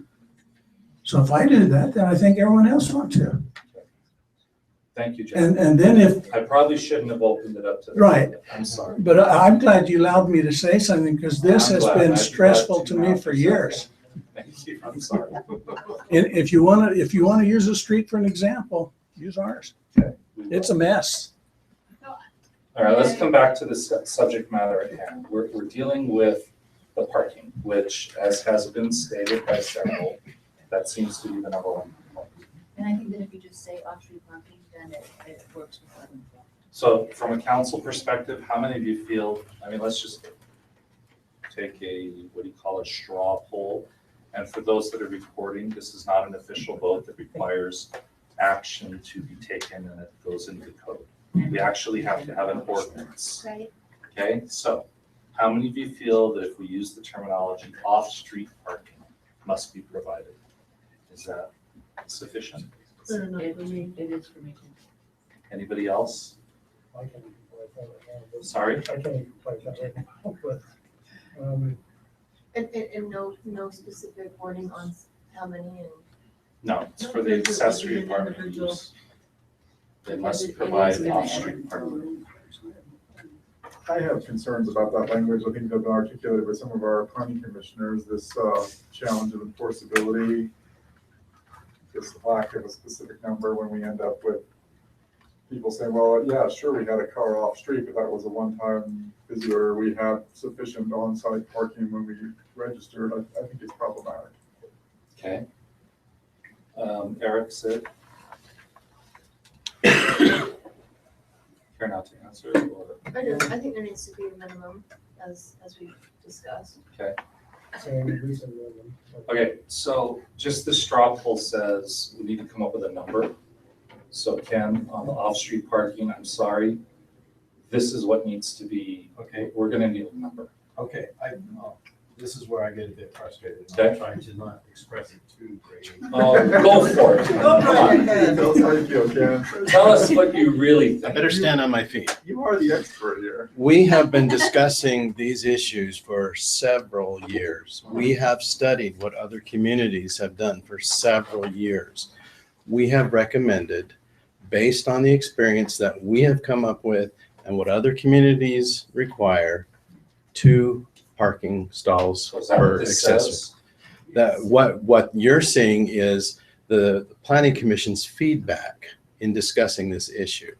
Now, it's very apparent to me that there is a mix of opinions as to what is appropriate here. None, 1, 2. I think we can discuss this ad infinitum.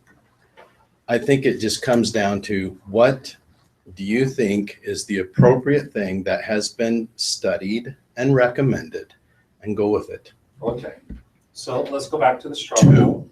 How many of you can agree with the 2? No, definitely not. No? Okay. You're I can okay? agree with 2. You can agree with 2? Yes? I think I could live with 2. Okay, so I think that's 4 to 1. Is that, did I count right? 4 to 1? Does that Okay, work 2. again? 2. So that's not an official vote that goes on record as an ordinance. Write that in the code, and then when it comes back, then we'll discuss it some more. Mayor? Yeah. Just real quick, and maybe I missed this, but are we considering language that requires the 2 plus does not allow on-street parking? Is that, or did we clear that up? That's very problematic. The way the ordinance, the way the proposed ordinance reads, which Ken was referring to, is for parking, a single-family dwelling with an accessory apartment shall provide at least 4 off-street parking spaces for the main dwelling unit and 2 off-street parking spaces for the accessory unit, for a minimum total of 6 off-street parking areas. No parking spaces may be located within the front or side yard setbacks, which address the city's concern about changing the nature of the neighborhood. Adjacent to a street except for within an approved driveway. So, that's the way the proposed ordinance is reading. It's So a, any other on-street parking is gonna fall under our 48 hour. Right. Yes. yeah. Is that Or okay? the November Yeah. regulation. Is that clear to enforce? Okay. Yes. All right, I'm pretty opinionated about this one myself. That's okay. I was the one commission member who wanted 2 additional. So, and it goes back to what Ken said, right? Like, So I know that the intent and the purpose is the safety, health, and well-being of the citizens and the neighborhoods. And so if you can't provide those parking spaces, you should not have an accessory That apartment. is correct. And so it's also it's not to make it so that everyone can have one. It's to also try to limit for the health and safety and well-being of Correct. of That all was the the purpose. citizens. And so, anyway, that's my. And as point, is Ken that articulated, the staff and everything, it's been studied and studied. Mhm. And we're at that point, 4 out of the 5 are leaning in that direction. It's sufficient to go to code at this point and vote on it. So done with the discussion on parking. Thank you. All right, separate entrances for each unit. This is another one I wanted to kind of dig into. I'm really inclined with what the statements made about safety, just about being able to get in. I've had situations where I've been asked to come to help with, families in another state, family members at home by themselves, not answering the phone. To get in there and to get to them, and then ask the paramedics to come in and get to them. This ability to identify where they are and have direct access was, I think, critical to saving that individual's life. Well, this seems to me to be another issue, like Amy said. If you can't do it, you shouldn't have an accessory apartment, because this is a pretty significant safety issue, and this seems to be reiterated over and over by the fire department, that access is So very I'd important. like to hear from the council. I mean, because for me, it was like firsthand experience. Drug overdose, could not get to them unless there was immediate access, and then there had to be a way to get the equipment and everything in and out without disturbing this other family that was living upstairs. Similar is awkward, so I'm totally agreeing. Yeah, I agree. I don't think it's a true accessory apartment if it's tied to. You have to go through the main house to You have to get go to through the it. main house. I think it needs to be. That's a It border. has to have its own entrance, easily identifiable. Not You contingent can upon get trying to to- get in through the right. garage or the home, the main home. No or- disturbing the other family Yeah, I that's agree. living there. Okay, so 5 of them all agree. All right, so that one's on the list. Living areas, I kind of don't really have an opinion there. I think you've covered it. Utility meters, Property owner's discretion. property owner's discretion, I think is how we finalize that one. But if it's a property owner's discretion, then the city has to come out and read the meter. And then we're spending more time and resources to meter and bill and, but I guess that's coming through. It would be the covered in the cost, cost that's true. being recouped. It also means that things like cable TV and all these other utilities that, by the way, cost a whole lot more than the city taxes for its services, would also be able to have their own, whatever system they use, the gas. But then does it become a duplex situation where when we require, or not required, when the homeowner wants to make it a separate metering situation? I don't know, can that be handled through placement? Yes. And I think Can we also. require them to place it on the side or someplace where it doesn't change the primary look? I don't know that it's that significant. If there are 2 meters or one on the property, they're both going to need to be read. I'm not so much concerned about the look, I would just kind of say, we're not meter, I mean, I don't know, I would just say, it's not even an option, I don't know. That's To not allow it? to not allow it, because then if we're saying, I don't know. Mary, you talk about water meters or electric meters or Or meters? What do you do? Meters. Yeah. Meters. Because I I could thought, really only see new construction going that route, but I yeah, that's I correct. don't see the reason to limit that. Especially if it's Not a changing the zone. detached, I can definitely see the detached, So that makes sense, because there's perhaps no way they- to. so, and again, it just gives them the option. You don't have to say you can't do it or you have to do it. It's preference of the homeowner. Okay, council, just quickly, how many of you are okay with leaving up to the discretion of the homeowner? Yes. Anybody opposed to one? Okay. So we're good with that. Okay. I think we've covered finally. Should we celebrate? Yes, we should. Okay, as part of that acceleration, I'll give you the option tonight. I do have a copy of the ordinance that is in your staff report, or your packet, with the addition of the comments that were received by City or Planning Commission at their last meeting. So you don't have their comments. But what I might suggest, in that this seems to be an ongoing continue on to the next meeting, to the next year, to the next decade issue, that I can distribute this tonight, and if you will, let me just read through it, and you make your notes to the side, and then we can bring it back in public hearing status. You have other issues you want to bring up, but I think we've addressed all of these already. This is kind of where we're at. We've just talked about all this. Now I want to show you how we put that in ordinance format. Okay, so let me just ask a procedural question here. You're shaking your head. Oh, I want to sorry. ask a procedural question. Go ahead and ask. As far as the ordinance thing goes, what's the process now? Well, it would follow through the normal ordinance adoption process. The reason I was shaking my head is because I think it would be, and this is my opinion, more effective for him to just circulate the draft so that you have an opportunity to look at it. We have your feedback on some of the key issues. If there's any changes in the draft that he's got right now, he can make them. And we'll just put it on the next available agenda for as top to the top. So you want to distribute it and go through it right now? No, I'm saying, let him email it to everybody, so you have an opportunity to look it over. We'll put it on an agenda, we'll talk about it the week before, on a work session type thing, even though we don't have work sessions. And then if you want any changes then, they can be made before it's on. Is that what you're suggesting? Kind of, but I guess I would like to take the opportunity, even though it's, adding more time to our meeting, just to show you the read through of what we've thought about and how it meets what we've talked about here tonight. And then if there, yeah, I've got it on the slides too.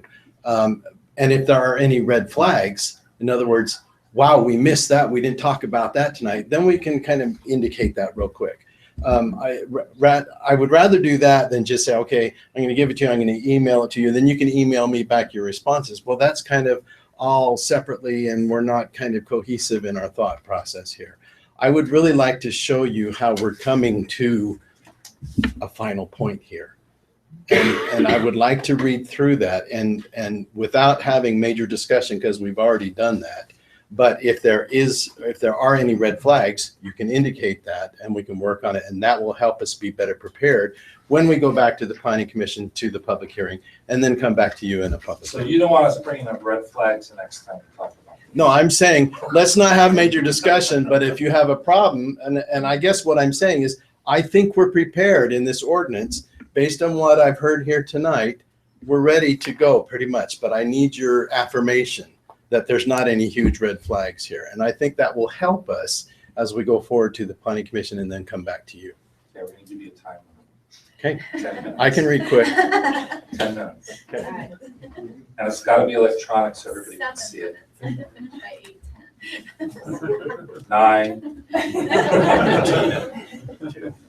Okay, so Royce will distribute the paper copies. I can run through it here as well. So we have a definition of an accessory apartment. First thing on the ordinance there.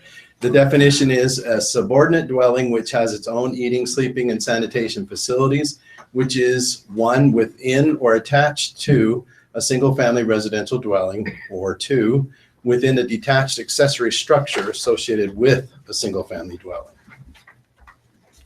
The next provision in the ordinance, purpose and intent. I have a question really quick. Could you have anyone come during your discussions, anyone from the public, and speak on this issue? for or against? They were not public There hearings. were public hearings. There was no public hearing when we discussed it. Okay, It's good. hard. Did anyone sit on the agenda and contact you? Did you get any feedback from the public? No. Okay. So that would be our, Actually, we would be doing that. the committees that met, we talked to. So just to be Well, clear, yeah. last time this hit, we held it in the junior high. Previous to that, there have been several public opportunities. And it was live streamed, that helps. Yeah. Well, when we initially talked about that, our intent was for us internally to come up with something for the public to react to. Hey, he is Right. running out of time. I just No, want no, you no. guys to know, you are When other infringing people on his speak, it 10 does not minutes. take away from my time. Okay.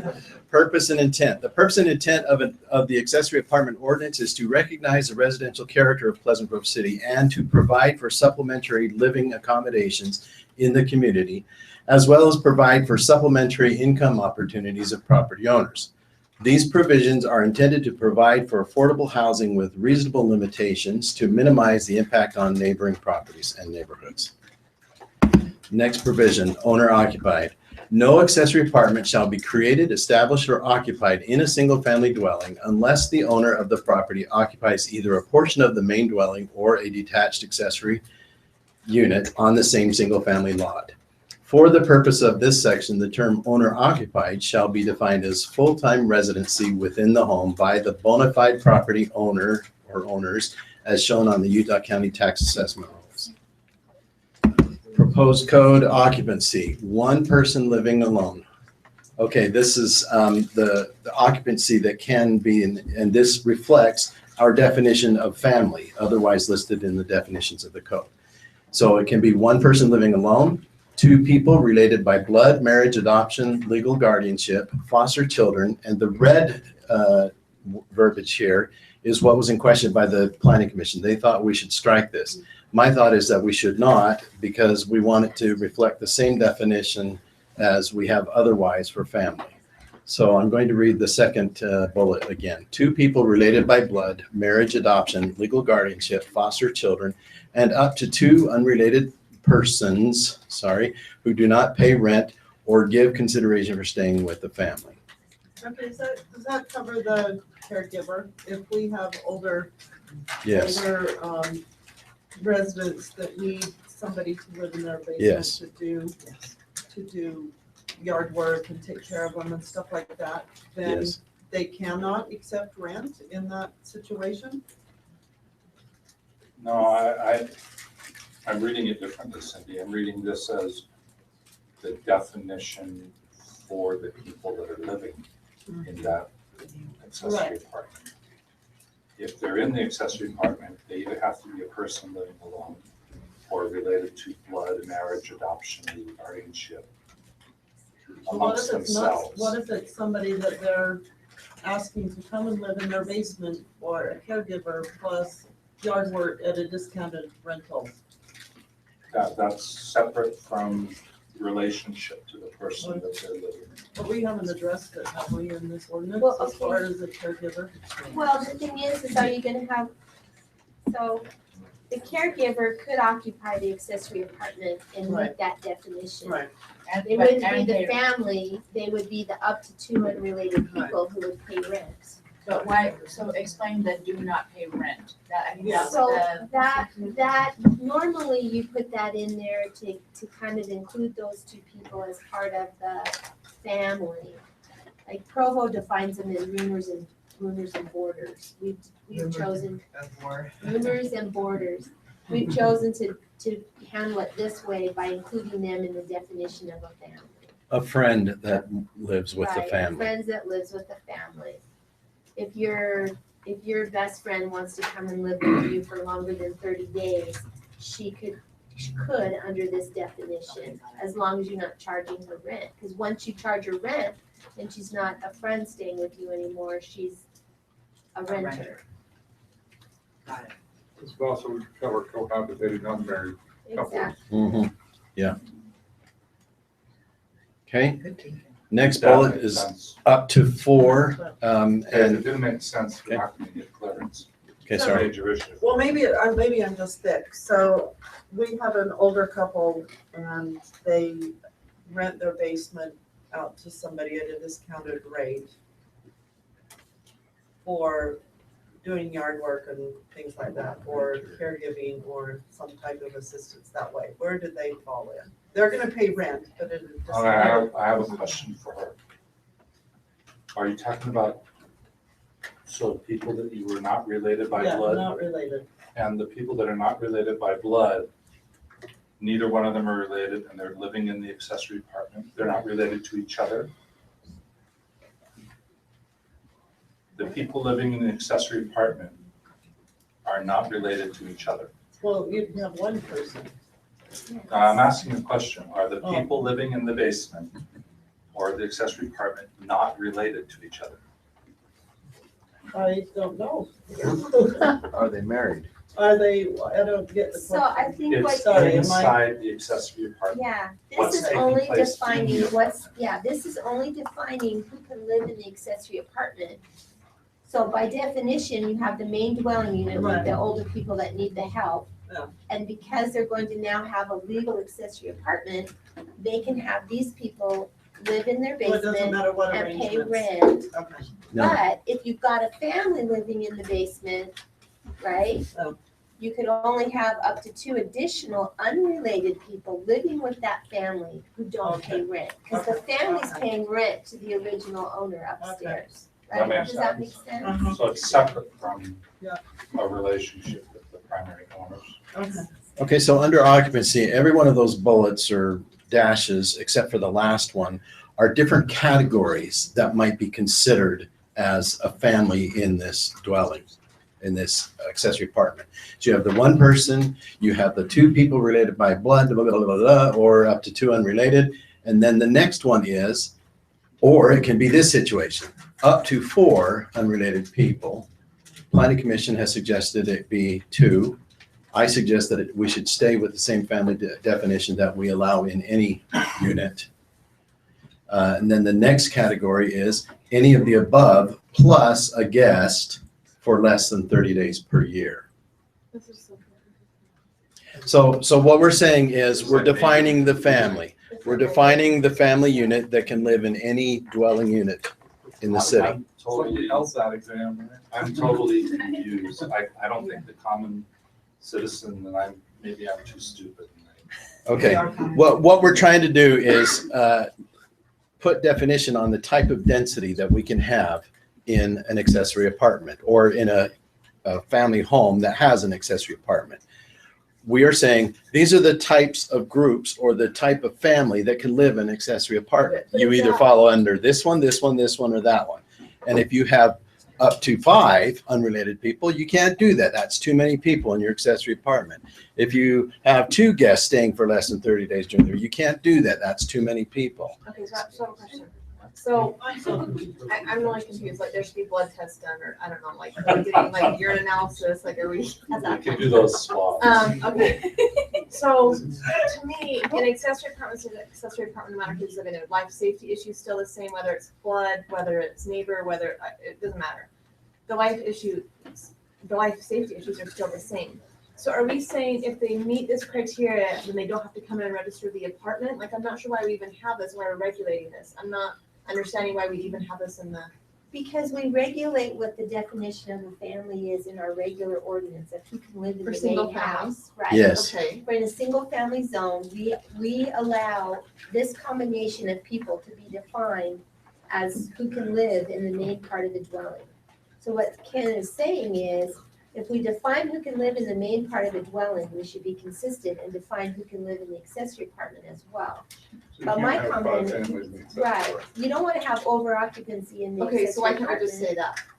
that? That's what we're saying. That's what Well, you were I know, saying. but this way, I don't. to me, If it's we very struck specific. everything except the last bullet, would we be covered?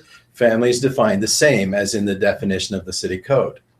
Well, that's the definition in the city code. We So just can brought it over. Strike it all and just use that last. Family is defined as per section da-da-da-da-da.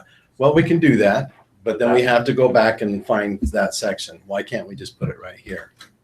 Then we have to update it twice? Sorry, there's like 15 She's people been over here. waiting for a long time. She's Sorry, dying over I here. just want to say one thing because it's legal, okay? with regard to the question of whether we say up to 4, or up to 2, I don't think we should distinguish. I think we should keep it consistent with our main ordinance. If we try to say only 2 unrelated people in an accessory apartment, I think we're going to come into problems legally. In the past, ordinances have been challenged. The court has said you can have, we had to bump ours from 3 to 4 because of a court case. I prefer not to open that door. This is consistent with state code. Okay. I'm gonna start over here and go this way. Okay, so, yes, I think there is, you can't necessarily limit occupancies, but you can try to define here. We were confused when we read through this as well. But I also just wanted to point out that if you're defining a number up to, you're saying there could potentially be 6 adults living in that unit, so consider the parking. Anyway. Okay, next. Just the parking separate. Lisa, did you have a comment? I'm just letting me talk. Matt, did you have a comment? Okay. Drew, I knew you had a comment. Well, I checked with Provo City. Provo City's requirement is 3. There, I mean, it's been 3 challenged people? in court. Yeah, 3 unrelated is the max.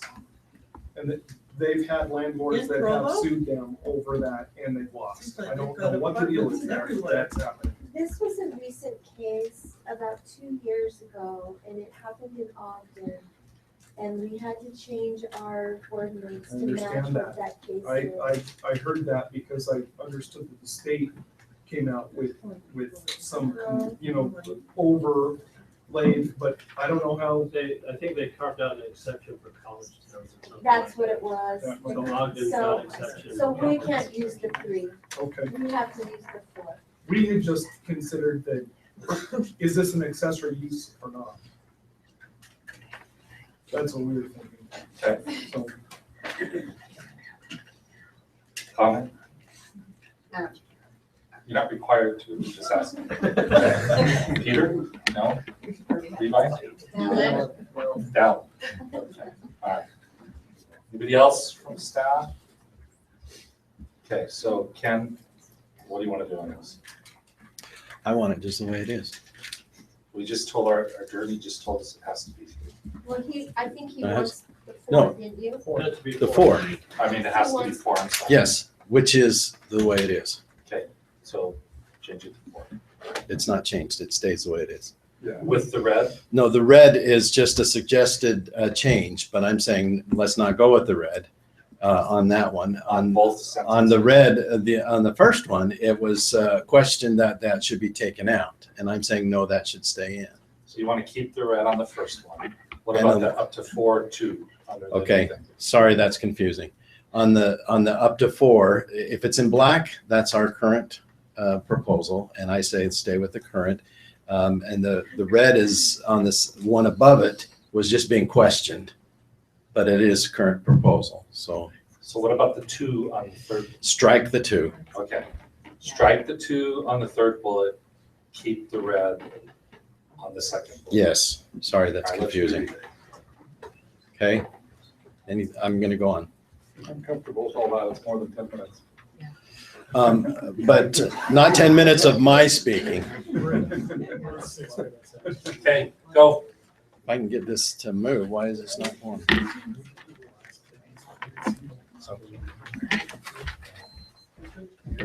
This is why it's. I'm sorry. There we go. Okay, the zones permitted would include A1 agriculture, the RR rural residential, R1 single family residential, RM7 downtown village, not permitted in multifamily units or other units that can't meet parking minimums. Okay. Number of accessory apartments, we talked about that, 1 per owner occupied single family dwelling or in a detached accessory unit associated with a single family dwelling. Location is within the main dwelling, above a garage, in the basement, in an addition, or in a detached accessory unit. Building entrances, Can we go back? Why do we need that specification of where within the building we can allow this? it's just giving it, so there's not questions. People, yeah, samples. People say, well, can I do it here? Can I do it there? Can I do it? Yeah, we're saying, yes, you can do it in these locations. but I mean, if it's just a corner of the house. It's a clarification. Okay. Next. Building entrances. New homes shall have separate entrances or stairways. Existing homes shall use existing entrances on any side. Side-by-side front doors shall not be used for entrances except for when second door provides access to a basement. I understand that one. Okay, there are some homes that are not commonly built now, but that have been built with two doors right up the front. And we're just saying, no, that doesn't provide your two accesses unless one of them actually goes down to the basement. Okay, single-family appearance is to be preserved. Exceptions may be granted by the community development director. This was suggested at the planning commission level because we had a concern about existing situations that can't provide a separate access into the unit. I did not come up with that verbiage. I feel uncomfortable with that verbiage. Strike it. I think I'll just add my opinion. I don't mean this to affect anybody personally, but I think if you can't have this type of a safety requirement, you shouldn't have an accessory apartment.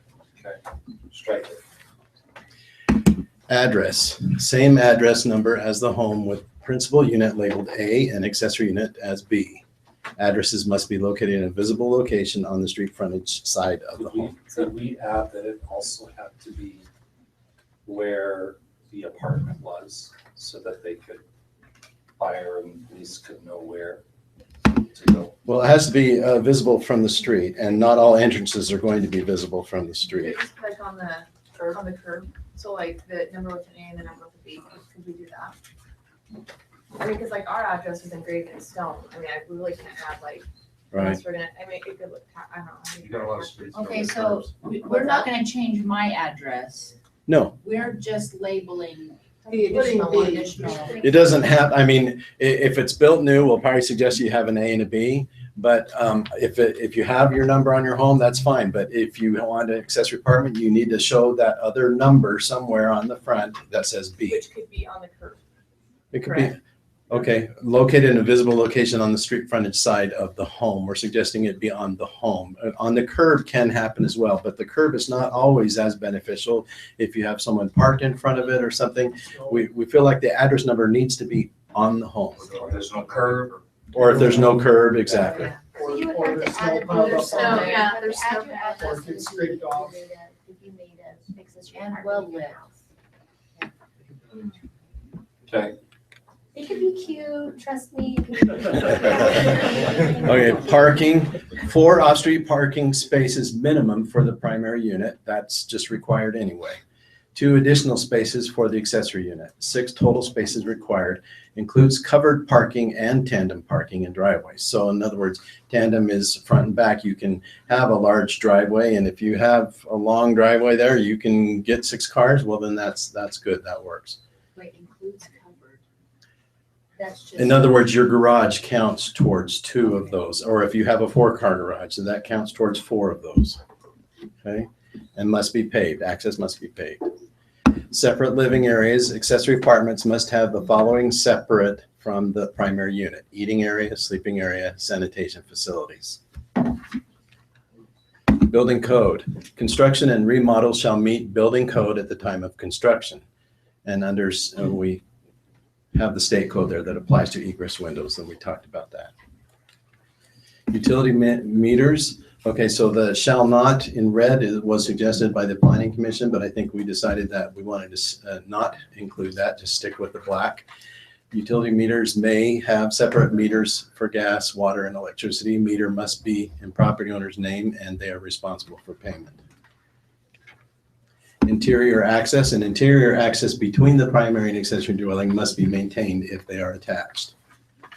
Doesn't mean they have to be open, but there needs to be an access. Yeah, is there something about Fire how that doors. door functions? No, that's If you look on the state one, it says, and this isn't saying that we have to adopt this or anything, but the state one specifically says occupancy separation doors as required by international residential code. And, I think we asked our fire chief I think what they're talking about is a steel door. Right, okay, so there are building requirements, and there's some more things that are coming up here too. I just want to be clear.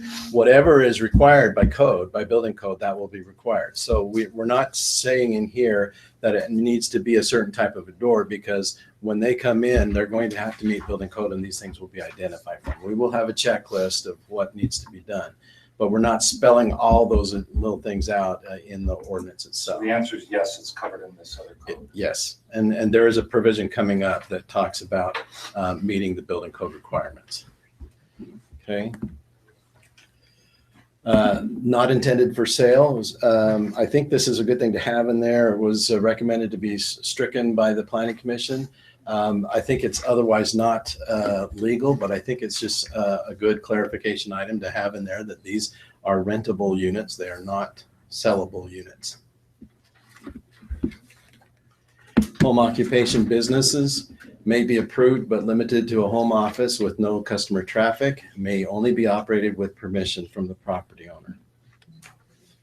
Okay, and then accessory apartment registration.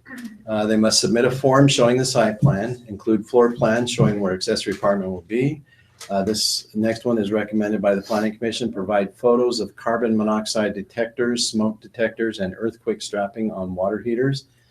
I would recommend that the last bullet there covers that and covers other things that are not included here. These are specific life safety items that were identified by the Planning Commission, but I think there are additional ones also that are being covered by the required meeting building code requirements. So we can say that, but I don't know if it's all inclusive. The question though is when I see provide photos, what I'm hearing Planning Commission say is it makes it easier for them or you to just submit it. Yeah. But what you're saying is that's not a complete list. Right. So aren't those two separate things? It's a guide like the other one. Yeah. Yeah, But- and but it's yes, not a bad you idea to put have it other in there. Stuff in there, but As long- we like the idea. We're trying to say, let's gotta do- reduce staff's level of work by saying, let's put this on the homeowner, so they take the picture and bring it to staff and say, that's representative of what's in Do there. we require them to bring photos for any other? Yes, home business occupations have to provide photos. Home business? Have to provide photos. Can you of just where take the this is- photo thing then and stick it in with the requirements determined by staff? Yeah, I think that's a good idea. I think we might be able to combine those two into Strike all one. that. And just, we can identify those things and other issues as required by the building permit. Okay, and then pay any applicable building permit fees. Okay. So then we get to the final point, which is failure to register the apartment may result in a fine of, and we came up with a range at Planning Commission. I'm comfortable with either one of those numbers, $750 to $1,000. I think that, again, the idea was that we don't want to have it too small, too simple, that it doesn't hurt, but needs to be fairly reasonable, and I think those are reasonable numbers. So And that's after the 2 years. after the 2 years, yes. But it doesn't include the extra penalty. An extra penalty has not been determined if we wanted to go with that same amount. I guess in my mind, an extra penalty probably would come when we're taking this through zoning enforcement and going to court. So I think in my mind, some kind of court-defined fee could be assessed at that point. I think for us in Does that community have to be development. in a code though? What we would do is set it as a bail schedule amount Okay. for violating this section of our code. So we wouldn't put it in this code. You don't have to. Okay. Yes. But this part, And This would be the initial fee for violating. all right. Okay, and that's it. So I hope, I know that went more than 10 minutes. Yeah, your part went more than Wasn't 10 my minutes, fault, yeah. but. Yes, it was. Actually, not 10. Your part went more than His part was more than 10 minutes. Absolutely. 10 minutes and Actually, 47 though, seconds. You'll thank me in future meetings that we With the took this exception time. of a few premises here and there, I think we did cover it. Okay, all right. So we will schedule a public hearing with the Planning Commission to review this, and then it will come forward to you in the same format. So a quick question, Tina, are we gonna need to have the fine amount figured out by the time we pass the ordinance? That's something I need to speak with Ken about in the planning commission. I'm not exactly sure. We need to include a mechanism for the violation, and I'll need to talk to Ken about whether it needs to be here. We'll need to at least designate the classification of violation, whether it's an infraction, class C or class B misdemeanor. So that will have to be included. We don't necessarily have to say what the recommended fine is for it, because that's gonna be up to the judge. The final determination is gonna be up to the judge anyway. So we wanna leave him some discretion for egregious cases versus, first time offenders or whatever. That's the additional penalty though, right? Right. What about that 750 to 1,000? That's okay, we can put that in here. It can be just like that. Yeah, because that's an administrative fee, right? We're not gonna take Should him we to criminal identify for that. 750 or? Yeah, that's what I'm wondering. Does it have to be a specific amount? Because that's a range. Well, I would suggest we pick a number. That was Yeah. one of the things I was gonna talk to Ken about. Pick a number, say this is the administrative fine for failing to register within the 2 years. And is it tied somehow to an actual expense that is incurred because they did not register? In other words, there's some work that has to be done on the part of the city that would require. But I mean, where we came up with it is we thought, the normal rent on one of these things is probably gonna be between $600 and $800. So it needs to be heavy enough that it actually means something. It's only a little bit more than a month's worth of rent. And the other thing we looked at is the violation for operating a business without a license is about $650. And unfortunately it may have been $650 for the last 15 years, and $650 means a lot less than it used to. So we kind of figured 750. I think I voted for 1,000, some people 750. Was there an intent to update the penalty for the business license side? We haven't discussed that. Okay, so I think in yeah, the end, maybe have a it can be conversation. problematic to be scientific with coming up with a number that really works, because the violation on one apartment and how we handle that could be completely different with another one. So I think we just need to pick a number. Okay. So Tina, you'll work with I'll Ken work on with Ken on what that. that number should be. Okay. Council, any further discussion on this item? So Planning who will- Commission, sorry. I have ask a question. So who will be the person that's telling somebody they can't have the accessory apartment? Say they don't meet, say it's somebody that's been doing this for 25 years and then whatever. Who will be that person that's going to tell them that they cannot no longer exist with the accessory apartment? It's a good question, but it's also a very good point that we need to make, that there will be those politically uncomfortable situations. You're going to have this little old lady who's been relying on her income for years and years and years, but she has an unsafe situation, and we may deny her in community development, and she's going to come crying to you, and you're going to have to decide what to do with that. Those things will happen, and we need to know that right now up front.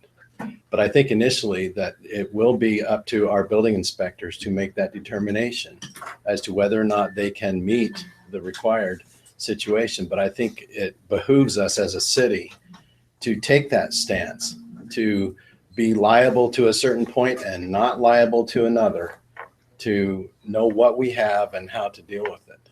So I think it's important that we take this step, but it will have ramifications with some people, and we need to know that. So the question hasn't been answered. Yeah. I know you're very emotional about the accessory apartments, but who is going to do that? Who's going to tell somebody at this point? Who's making the big enough bucks that they're gonna tell? Well, I will, Dave will, Royce will, Barbara will. We'll have Barbara do it. I think it ends up coming to either Ken or staff, because they have to look at the application and make a determination. Yeah. So they're gonna have to be the ones to say no. We know this is going to happen, and but we also know that we're going to say, sorry, I can't do anything further for you, that they may come calling the mayor. They may show up here at open session and cry. Well, I think though that, You're so. I think though that at that You're point, so we need to recognize this is a sensitive at new the moment. ordinance, right? It's a new ordinance, and there is an opportunity for us as a council and staff to consider what kind of feedback we're getting, and then to look at it and make a determination, does that make sense? Should we make an adjustment? Not just because of one individual, but Right. does it make sense for the purpose of the code? And we're always amending our codes when we feel there's a need to do so. Our codes should never be set in stone. We need to start somewhere, and then we can amend it if we need to. It will be those that have more than one accessory apartment. Those will be the ones that will be most. So Ken, walk us through the timeline of what we've got a public hearing to come still. I mean, we hopefully could get a lot of the public input and the hardship cases and all that information presented to us during that open session, the public hearing. What's the timeline, roughly guessing? Well, if we're able to go forward just first to planning commission and then just have one additional public hearing at city council level, we will try in the meantime to publicize that well, not only newsletter and website and such, but I'll have to talk with Scott. We talked about sending out a separate flyer just to inform people, whether that happens before the public hearing or after we've adopted it. But we do want to do a good media campaign to let people know what's happening here. You will get some of those coming out to the public hearing, and you'll hear some of those issues.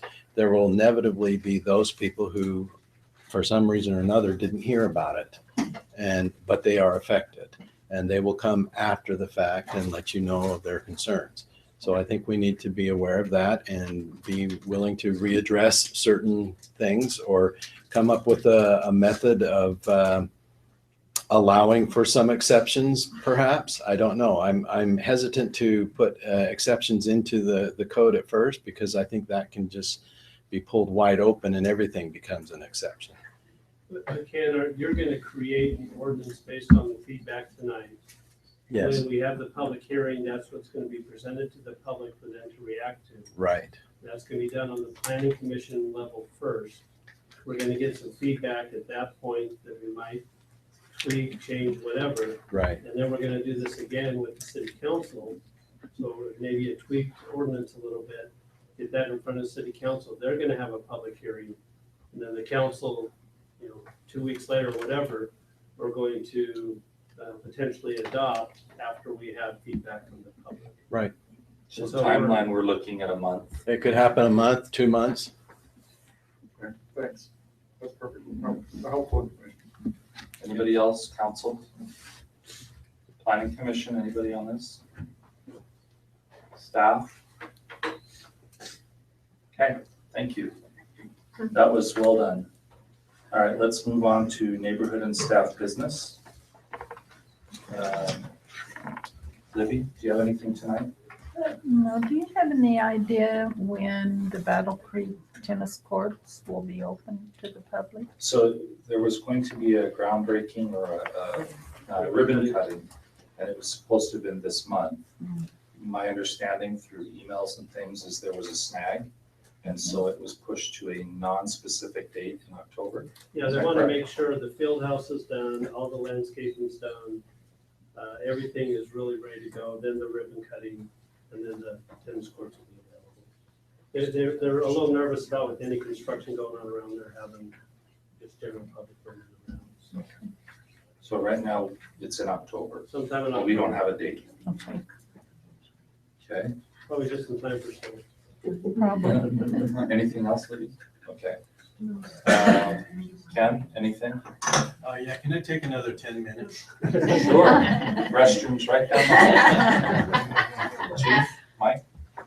No, not on that. David? Nothing. Okay. Dagan?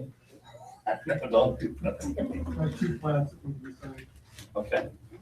Send them down here and we'll sign them. Okay, Scott? No, just The other first Scott, round, sorry. first round of interviews tomorrow with our top 10 candidates. Okay. I'm ready. Hopefully get to know them. Barb, do you have anything? Mike, we Yes. get Corey. I'm sorry, Corey? Okay. Eric? I just wanted to say thank you to the planning commission for all the hard work and hours in the system. No kidding. Yeah. I mean, after all these decades, we have a solution. I This want is to do great. a dance. Let's see what the public hearing. We did our part. Diana? Wonderful, I had two wonderful events this week, one of them at the Culinary Crafts, and then today, Ben and I were able to go up with Economic Development Council? Jason. I know, but Economic Development Corporation. Corporation of Virginia. Great event, lots of people, businesses. That's great. Yeah, I wanted to mention that same one. I promised James Dixon we would talk a little bit about the EDC Utah. It's an organization that we could be participating members in. A lot of cities and municipalities are involved in the EDC Utah. And it's a discussion I think is worth having at least, whether there's interest or not. There are certainly As opposed to the one that we currently participate with in Utah County. The This one's a little different. This is different. This has about a $9,000 membership. Okay. And so I think it'd be best if we did put that on the agenda, Yeah, we do. discussion on the. So it's not the same as the one we do down here. It's- No. This is at the state. Well, this is a little bit of an offshoot of that. Some of the people we deal with in Utah County have strong ties to EDC Utah or are a part of that in some manner. So in some ways, they're all tied together, and I couldn't exactly define the relationship. Okay. So we want to There get it are on the some agenda. benefits to membership, so let's get it on the agenda. Okay, sounds good. Anything else, Ben? Okay, for now. That's it? Good. Now, did the PSB meeting get canceled? We moved the meeting to Wednesday the 30th. Okay. And then I understand there's another candidate thing on the 7th. But rather than just make a decision, we thought we'd get into committee meeting and have a discussion on a case-by-case basis. Because this seems, it could be just like happening all the time. Yeah, that's true. And then we're really No getting progress. messed up with Yeah. the PSB. So So no meeting tomorrow, that's on no meeting tomorrow. Wednesday, September It's 30th. gonna be moved to the following week. Okay, And what time do they usually start? 7. Okay, so congratulations to everybody who's involved in the debate tomorrow night. Anything else? Congratulations. What? I don't know what else to say. What do you want me to say? Condolences? Anything else? Okay.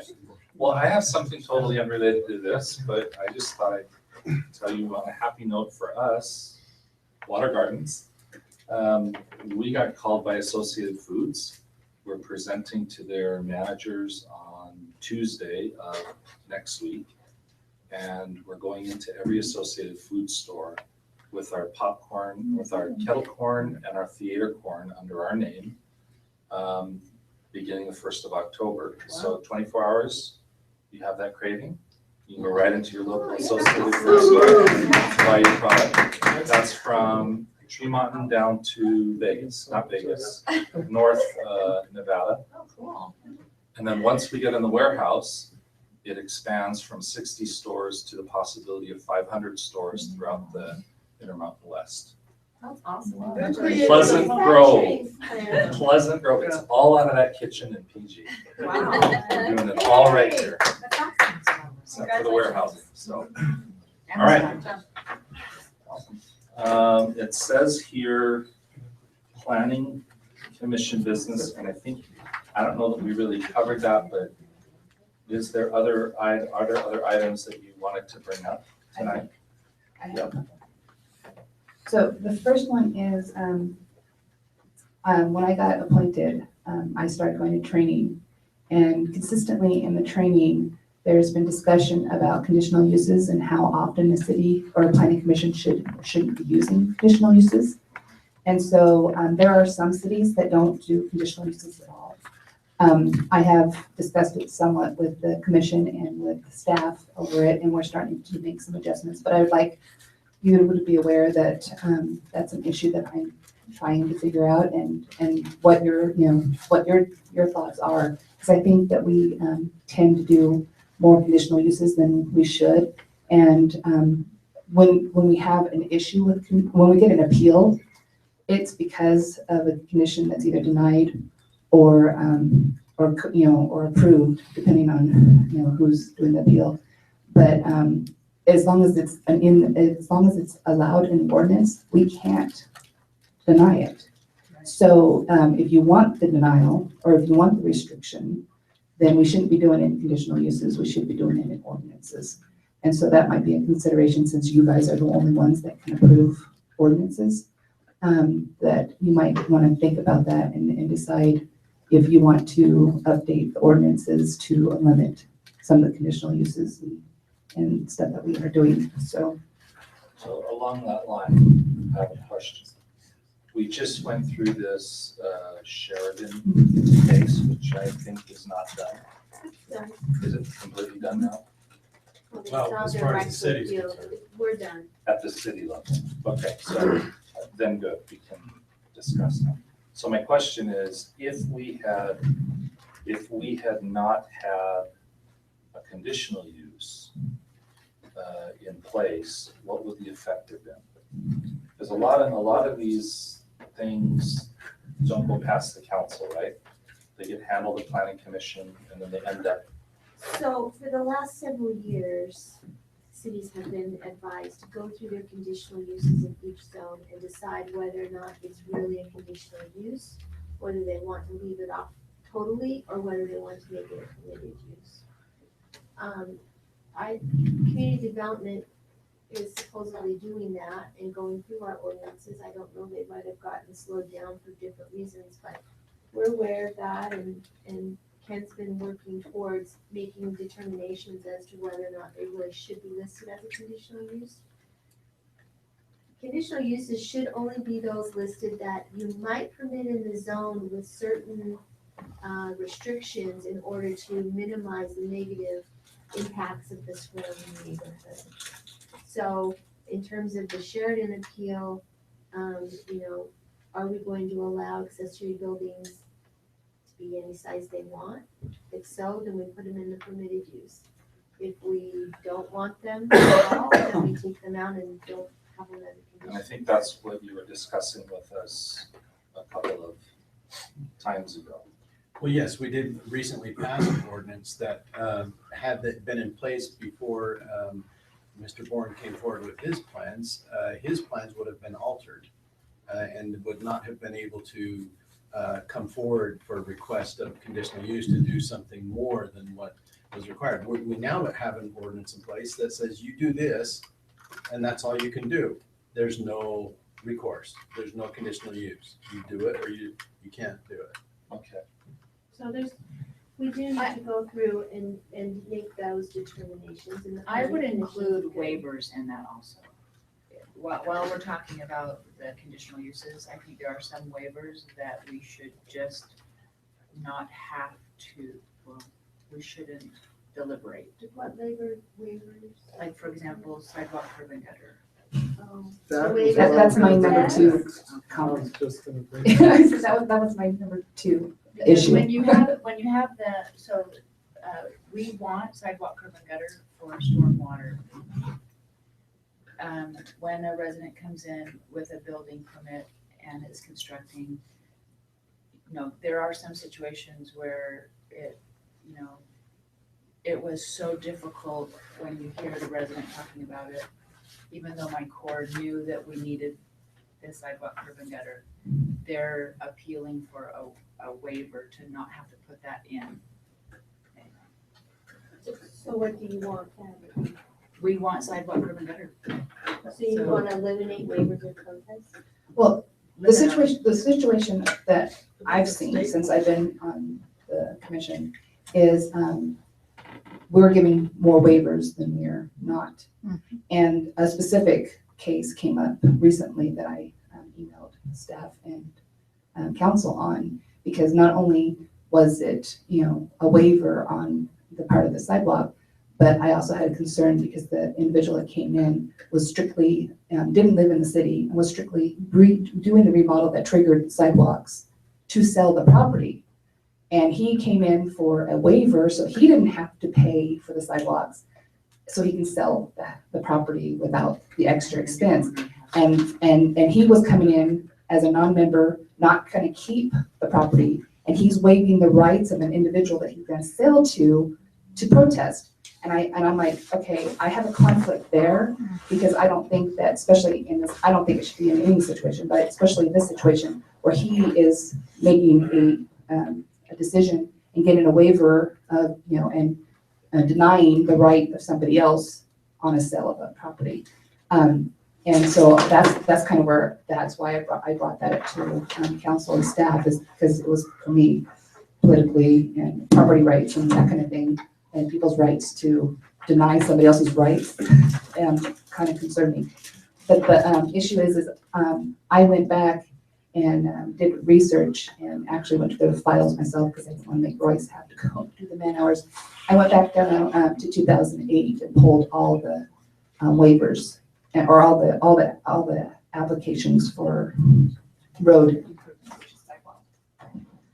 And there's been 14 of them, and only one was denied. I mean, one waiver was denied outright, and one was continued permanently, because the applicant pulled his application after he found it, because it was probably going to get denied. All the other ones have been approved. And so, with the one case that we were discussing, the intent that I know that the law was put in place in the first place, or the ordinance was put in place in the first place, was specifically to help get sidewalks around school for their safe walking routes, and for, the children that have to commute and everything like that. And this one was in between Brocrest and the junior high. It was literally the safe walking route that both schools use. And I brought that up to the commission as well, and addressed that's kind of the situation. And so we're making these waivers without, your guys' knowledge, and I don't know that we should be. If you want us to have waivers where we're denying the sidewalks, then don't have to require them. If you want the sidewalks, then, and when one of my classes says, how do you get rid of a bad law? You enforce it. So if it's a bad law, you'll know about it and you'll change it. So, but that's kind of what the issue is we're giving more waivers than we're requiring sidewalks. And it's all triggered on the financial remodel or upgrade of a property. Yeah, it is all based on that. Don't you have criteria? Why can't you deny it if you don't think it's appropriate? Well, that's the problem, is that, I mean, on this last one, Jennifer and I were the ones that voted again for a denial of the waiver. And yeah, I guess there are three of us. And Matt. But but we lost in the denial. And I think that sometimes they're absolutely appropriate. There was a big one out on the agricultural piece that was along First, going up to Cedar Hills, where that's 900 West, where they're considering, that's a state road that they're considering widening. Yeah, I'm talking about Canyon and not 900 West. We passed one on 900 West. I voted against that one too. But I think what we want is input from you, because I don't feel like, I think a waiver is something that is, it's an exception rather than the rule. It's got to be something that there has to be some significant reason that we are waiving a requirement. And I think that if somebody's coming in and saying, look, you're making me put in curb, gutter, and sidewalk, and sometime probably within the next couple of years, the state's going to come widen this road, that makes sense to say, okay, let's give you a waiver of protest now. But understand, even with these 14, the way I understand it, you guys can go and say, okay, time's up, now put it in. Right. And I might go ahead and do that, and I might suggest that you put it in on this last one now, while the same guy still owns it. You know, Tina, did you have a comment? Well, let's let Scott make his comment. Scott, and then Well, There we go. You know, I agree with in certain cases, but I've seen also in cases where we've had sidewalks and then you have a drop off. You know, we granted waivers for those. That's not a safe environment if you're walking on a sidewalk, and all of a sudden you drop off, you know, in that situation. We've had cases, you mentioned the Canyon Road one.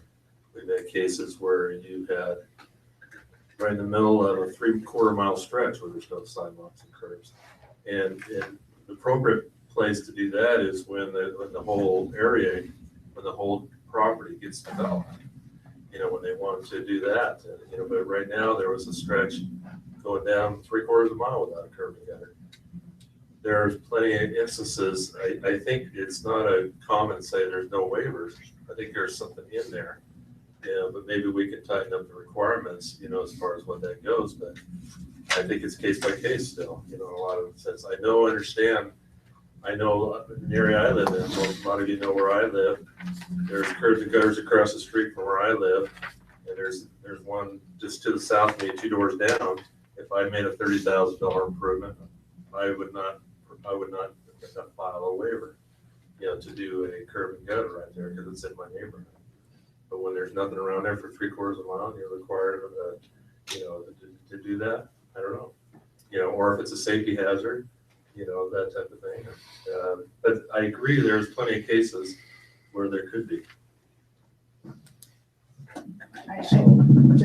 This is it on sidewalks again? Yeah. Or waivers? Well, sidewalks. Okay, So let's pause. I think this deserves its own discussion, rather than winging it tonight. There's been sufficient things presented on both sides, so along with the conditional use evaluation that you're going through, you know, whatever you've started, I think maybe it would be good to come back to us with a discussion around waivers, and let's go through all of the various ones that we're having problems with. You know, they're not accomplishing the goal that we've Right. put them in place for. Well, the waiver of protest is the only waiver that I'm aware of, that's the issue, right? Just the waiver of Yeah. protest. So the history behind that is it was supposed to be a mechanism for equitable relief. Because we do want sidewalks throughout the city and we are going to require them. But we wanted to provide a way for people who absolutely, it made no sense to require it, to get a waiver. The waiver includes the requirement, in case council's not aware, that at any time they agree that the city can come back and say, we're ready for you to put that in and you must put it in now. Regardless of the current cost. Or it also includes a thing where they can't object to a special assessment area. So in the past, we've made special assessment areas for sidewalks where a large area of the city will be assessed. We'll upfront the costs and then go back and charge them their front foot fee for the cost of the sidewalk, curb and gutter in front of their home.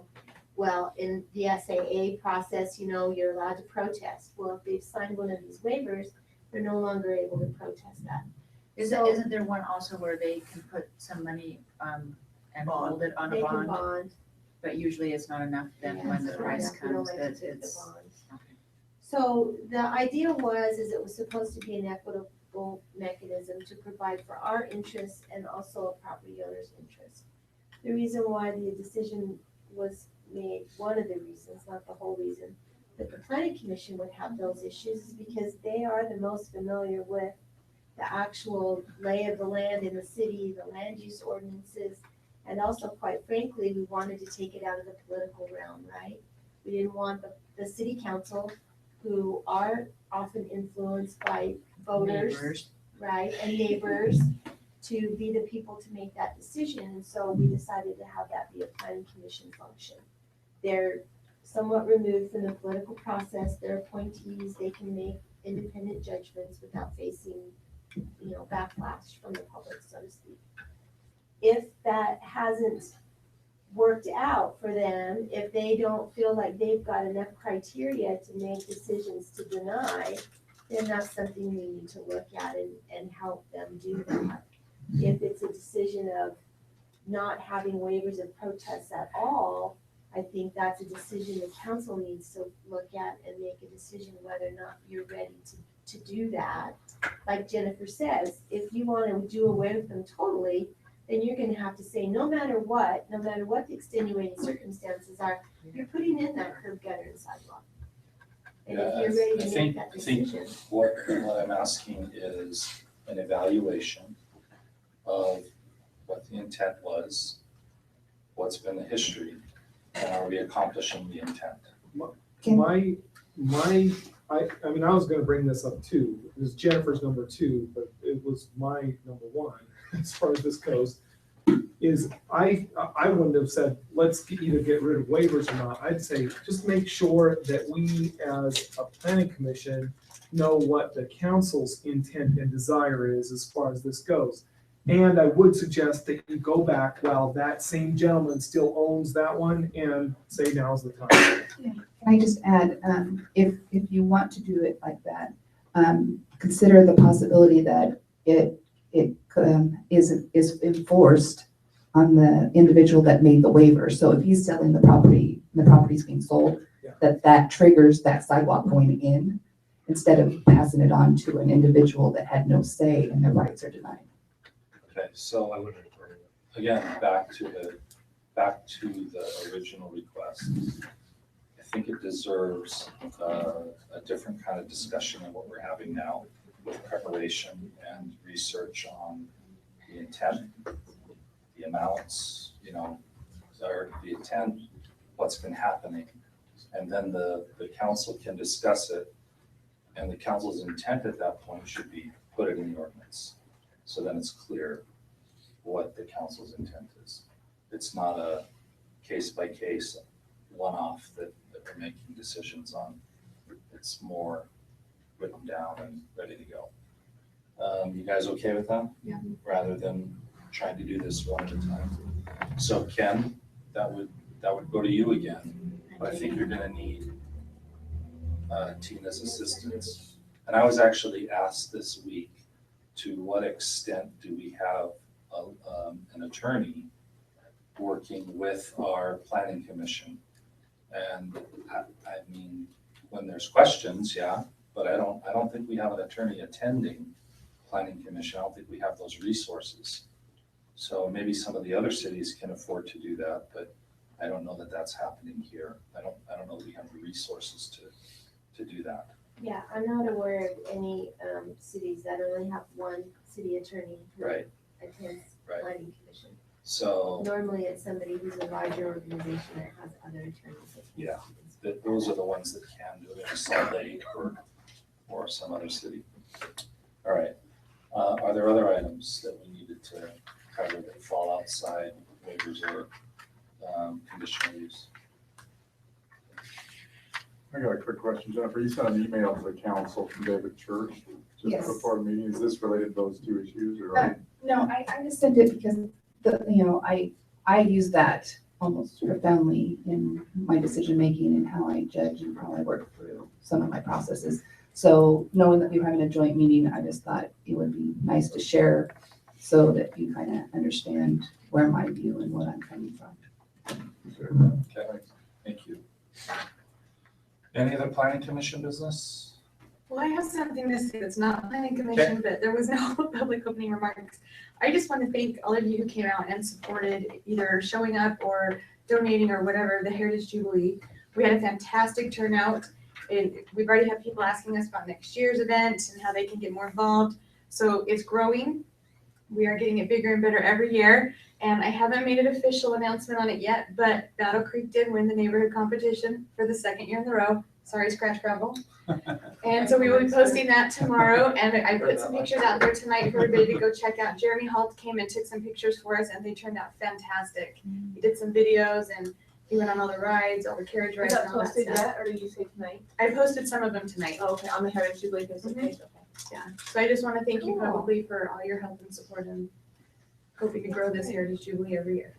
Great, good job. Thank you. Thank you.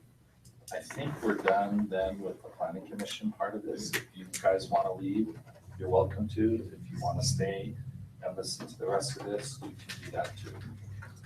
So we'll pause for a moment while you leave.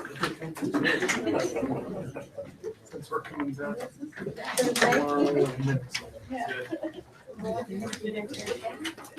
I gotta go through the next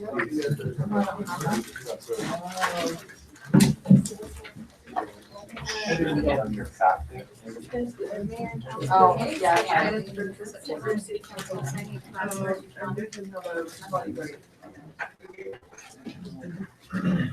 Bio break? Or that. Do we just have to go over next week's agenda, is that it? Yeah. I think we'll Yeah, be we're really quick. close. She left. Charlie decided to take the Let's just keep going.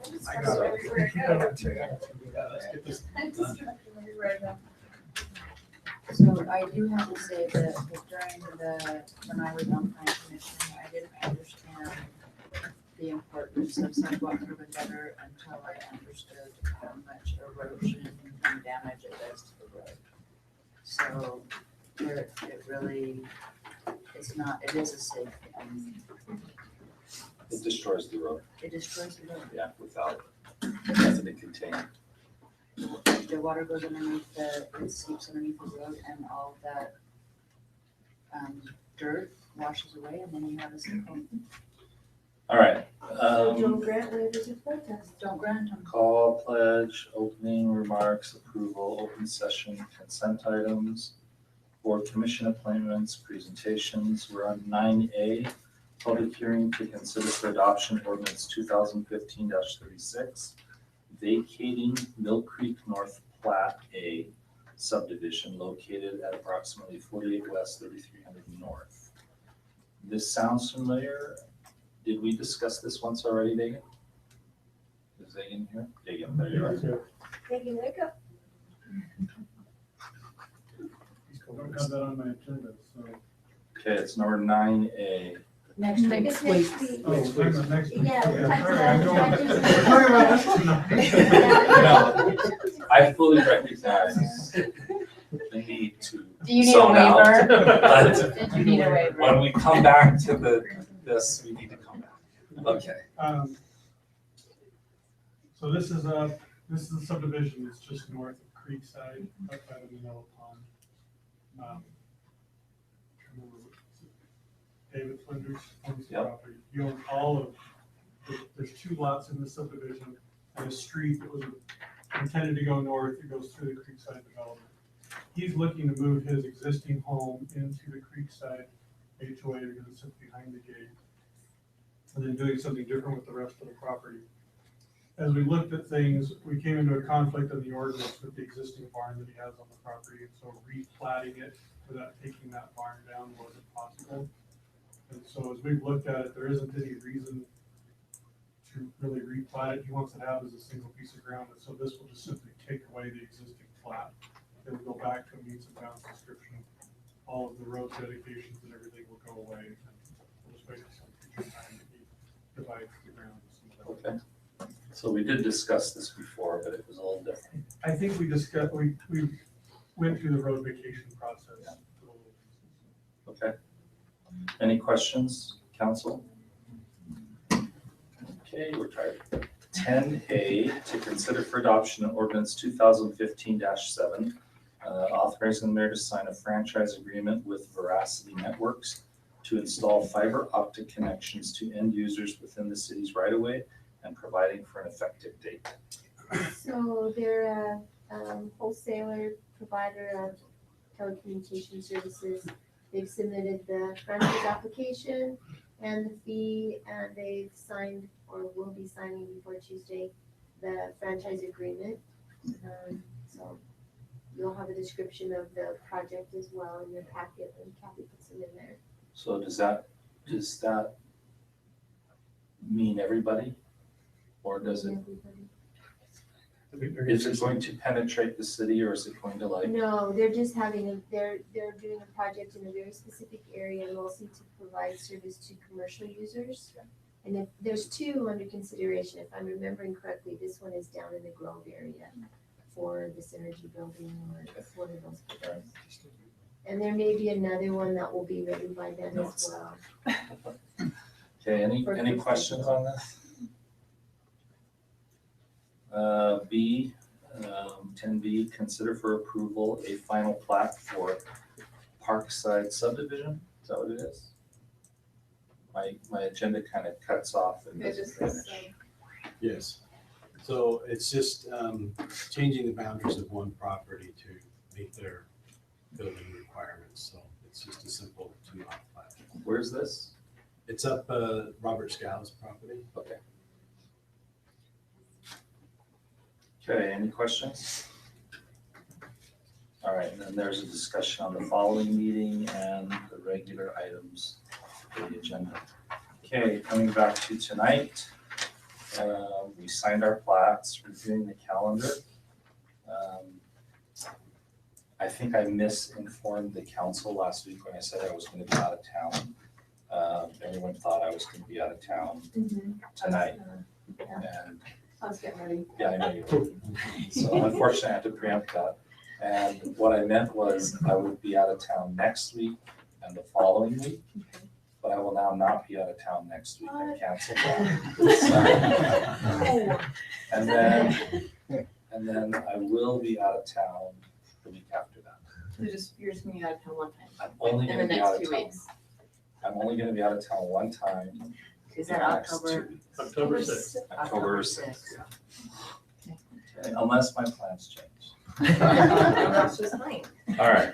Anybody else have calendar No, I don't items? want you here. Well, I don't really care. All right, so any other calendar items we should discuss? Okay, if not, I will entertain a motion to adjourn. I make a motion to adjourn.